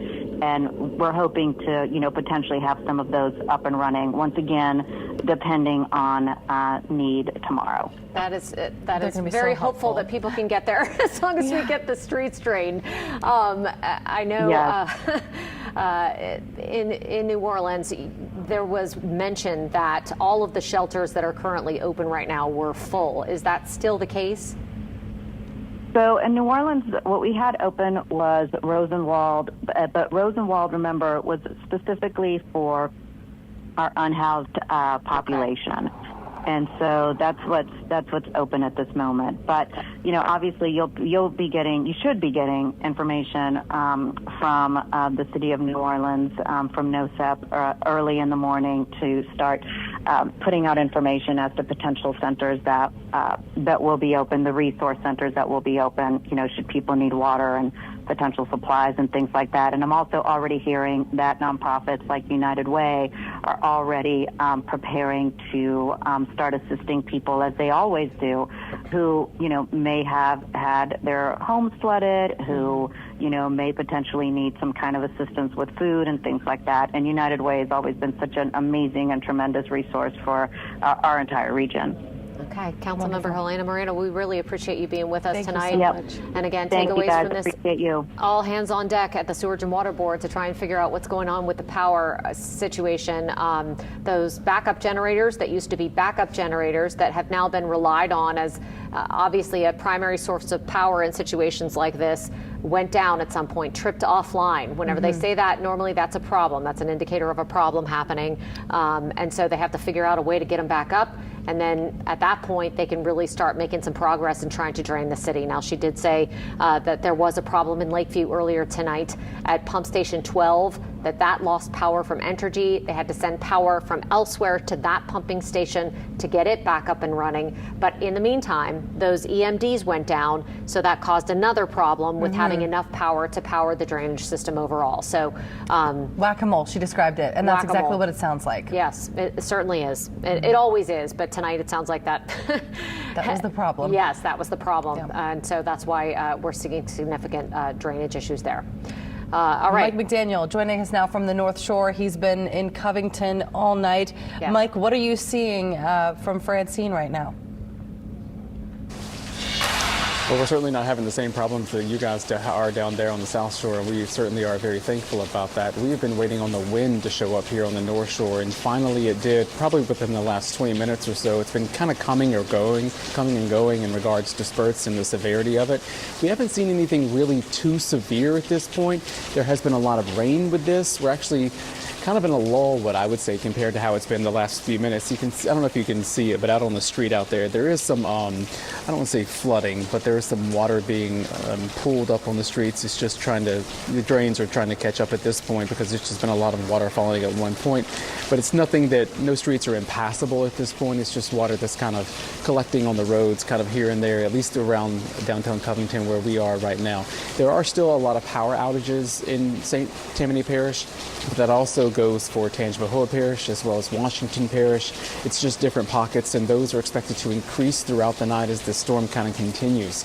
The worst impacts of this storm, as it is right about now, that's going to last for about another hour and a half. That's what's expected. Could be up to 3 inches of rain until about 2 a.m. as well. But the good news here in St. Tammany Parish, the parish president does not expect the rivers to flood. So when it comes to flooding in a lot of areas that could potentially see some damage from this, that shouldn't be the case. Of course, everything is staged, ready to go for tomorrow morning, as we've already been saying throughout the day. This is kind of a best case scenario for parish leaders who have been hoping that they can just kind of sit back, relax, and watch this thing kind of push through, which seems to be happening. Everyone at home seems to be taking their warning. We haven't seen very many cars pass out here at all, maybe a handful in the last few hours, and that's been very minimal. So parish leaders are very thankful that folks have not been out. The parish president as well as the emergency management director are here at EOC kind of watching how everything plays out. They kind of duck their heads out here every now and then just to kind of look up and see, what the radar is telling them versus what they're seeing outside, and it's all kind of jiving together. Chris has been talking about it as well. It's kind of pushing out of here for the most part, and thankfully here on the North Shore we haven't had any major problems, no major damage reported, and thankfully no injuries. Live in Covington, Mike McDaniel, WWL Louisiana. We love some good news from Mike McDaniel. Yeah, yeah, that is a relief tonight. No injuries, nothing to write home about. Sounds great to me. Right, let's keep it that way. Yes, please. Okay, well, earlier in the night, Jefferson Parish's biggest problem seemed to be issues with sewage and being concerned, asking people to conserve water so that there weren't problems with sewage. But now other things have eclipsed that as a problem, and that includes flood waters all over the parish, really. Yeah, there are now, I would safe to say it's thousands of people who are worried about their homes, maybe the water getting a little too close. Right. We have Parish President Cynthia Lee Shang on the phone right now. Can you hear us? Thank you for joining us tonight. Yes, I can hear you. Can you hear me? Yes. So what is the current situation in Jefferson Parish with the drainage system? I know that there were some canals that were overtopped. Yes. What are things looking like right now? Okay, so it probably started at about 8:30. We were getting calls, and generally speaking, where we are is we have a lot of open canals on the East Bank, and obviously with all the rainwater that we took on today, many of those canals were overtopped in different areas. And then really this is a situation where we believe we averaged 7 to 9 inches of rainwater today. Some areas almost 11 inches, honestly. So it's really a situation where overall, I will say the pumps were working. It's just that we were outpaced by the storm and the rainwater. I've probably spent the last better part of an hour trying to go over with our drainage director and our public works director the couple of pumps that were not working and why. And I have more detail about that. But we had some pumping stations that are at the lake, which are major pumping stations, that we lost some of the pumps. And when I say some of them, maybe out of 10 pumps, we had some go off, but right now they're back on when we lost power. But you got to keep that in the scheme of things. We have 194 pumps throughout the parish. So when we lose 2 or 3 here or there, we're not losing major pumping capacity, but it's certainly for that pumping station, it means a lot. So probably the worst case scenario was Duncan Pumping Station, which is, at the lake near Williams Boulevard. At some point we were down a third. We had only, 2 of the 6 were not working. So we lost a third pumping capacity. But overall, other than the few here and there, the pumps just could not keep up with the rainwater. And so where are you now? I mean, is it starting to drain? Are the pumps starting to catch up? Or what's your anticipated timeline on when we might see that go down? Look, it's gonna take some time. I mean, we needed the rain to stop. And the first part of catching up is like the rain stopping. It is going down. We're getting word that it's going down a little quicker in Harahan. We do have a big pumping station out there. Some parts of Metairie is taking a little bit longer to go down, but thank goodness. Look, we kind of got lucky. I was on the phone with a lot of people. We got lucky that the major rain stopped when it was at many people's doors. It's hard for me to get, I'm very curious as to how many people took on water. I do know we probably had about 20 calls into the EOC that they took on water. We know some people took on waters in their car. We know some people may have taken on water kind of at the front of their house. It's hard for me to tell right now how much flooding in property in houses that we've had. But the canals overflowing is a very dangerous situation. So we're glad that everybody's staying home. Everybody needs to be home. It was, emergency flash flood warnings that we were getting and that were pushed out to people's phones. So it's a very, very dangerous situation. We need time to catch up. We need time to catch up with our drainage system. We need, the pumps are working. We just need to give them time. The same thing with our sewer system. We're going to have, as soon as we can tomorrow, we're going to have vacuum trucks out there. We'll have temporary trucks out there, temporary pumps. We'll have generators if we're missing electricity. We need the time for our systems to catch up with what happened to us today. So you were continuing to urge people to conserve water. Do not use water if you can avoid it. Yes. Please don't, it's no time to do your laundry. Again, what happens with the inflow and infiltration problem is that, we could handle just regular sewer water, which is all your household water that comes out of your house, whether it's your toilet, your dishwasher, or your laundry. But all this groundwater and all the storm water gets into broken parts in the pipe, and so it takes on water that it normally doesn't take on, takes on a lot of storm water, and it just overwhelms the system. And we kind of knew that was happening many hours ago when we were getting reports of people not being able to flush their toilet. That's a symptom of what we knew we were going to start seeing was the I&I problem. And it's just the water has nowhere to go, and it starts backing up, and we don't want it to back up in people's homes. So we're really asking people to conserve water. Let us pump that out. Let us get the vacuum trucks out tomorrow, and let us get some of that water out of the system. When it comes to the canals that have overflowed, is there a prioritization that goes into play? Are you pumping one down quicker than another, or do they all go down at the same time? How does that work? No, all of our pumps will go on, and it's kind of like a gravity thing. Many of the east-west flow canals, they don't always flow the same way. Sometimes it flows east and sometimes it flows west. It just depends on what pump at the lake is, working better. So the whole system will go down. Some might go down, faster than others, but it will go down. And so, again, even one of the stations at Elmwood, we had 8 out of 10 pumps were working the whole time. We got the 9th one back online at 10:30, so we have 9 out of 10 pumps working. So we really, so many of the other smaller pumping stations, 100% working all the time. The big pump to the river at Harahan, 100% working all the time. So we really just had a couple that were out, and we're getting those back on quickly as we go. So it's the pumps worked. We just really were outpaced with the storm. What's the situation now with the canals? I mean, are they still overflowing? I think many areas they're overflowing. Some of them are, dropping a little bit, but many of them are still overflowing. It's still a very dangerous situation, I believe. Okay. And you said you're not sure quite how many homes or even, how about businesses? I mean, we know at least a couple of them took on water. Yeah, we do believe properties took on water. It's really hard for me. Here's the thing, if you're in Kenner, you might be calling Kenner. I don't have eyes on it. I'm just kind of going from what I'm hearing. Some of this information I'm hearing second and third hand. Some of them are true calls in. Some people who took on water may not have called anybody. So it's just really hard right now to know the numbers. I'm very, very curious myself. But look, nobody wants to lose property.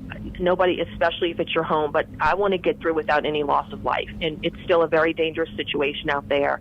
And so, people really need to stay home. I do know that we were able to pick up some people on the East Bank and take them to Terrytown, which is on our pre-storm shelter on the West Bank. I know that did happen. So clearly that family probably took on, water, and they were not comfortable in their home, and we were able to get them picked up and brought them to the West Bank. So I definitely know of situations. It's really hard for me to give you numbers. I just don't know it yet. And so was that the only report of a rescue or any injuries have you heard? Yeah, I think it was one or two families, I think, that may have been picked up on the East Bank, and they requested it. 4 families? Okay. 4 families or 4 people, yeah. Okay. All right. The President, Cynthia Lee Shang, yes, we can't thank you enough for your time. I know a lot of concerned residents in Jefferson Parish are watching us right now, so thank you so much. We appreciate it. All right. That was the parish president. We do know St. John has also been inundated with storms moving through. It's been difficult in St. John Parish tonight. Paul Murphy standing by live for the latest there. Paul? Hey, Katie, we are on Apple Road in Norco. As you can see just over my shoulder, folks are evacuating out of their homes. We're told that they have a number of homes that have taken on water, and Marino Drive is one of those streets. In St. Charles Parish, we're told that there are over across the parish 100 homes that have water in it tonight. They got 9 inches of rain in this area, we're told. And if you look over my shoulder here, we have a woman who tells us that she has water in the back of her home. She's there sort of wondering where she's going to go next. How you guys doing? Did your house flood? Yeah. Can you come over for a second? No. No? Okay. They don't want to come over. Thank you. All right. Sorry about that. Yeah, these are some folks that had their houses took on water. And a little bit earlier, we talked to Ricky Sanji, a father who came to Norco to pick up his son, who is in one of those waterlogged homes.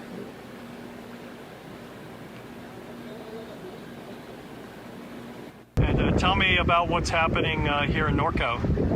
We got some water came up in my son's house, and I'm out here trying to get him out of his house. What street does he live on? Marino. And how much water does he have in his house? Ankle deep right now. And does he have other neighbors that have water in their houses as well? Yes, sure does. Has this ever happened before to him? Not to him. He's just been moved there about 1.5 years ago.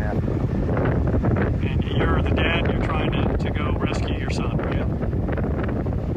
I guess you got to be quite concerned. Well, they're safe. That's the main thing, but they just want to get out of the water. Thank you, Mr. Sanjay.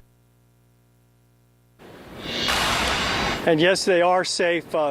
Ricky Sanji's son was the gentleman over here that was who walked through the water to get to his father's truck. And yes, indeed, he and his family are safe here in Norco tonight. But again, we're told across St. Charles Parish, 100 homes have water in them that they know of.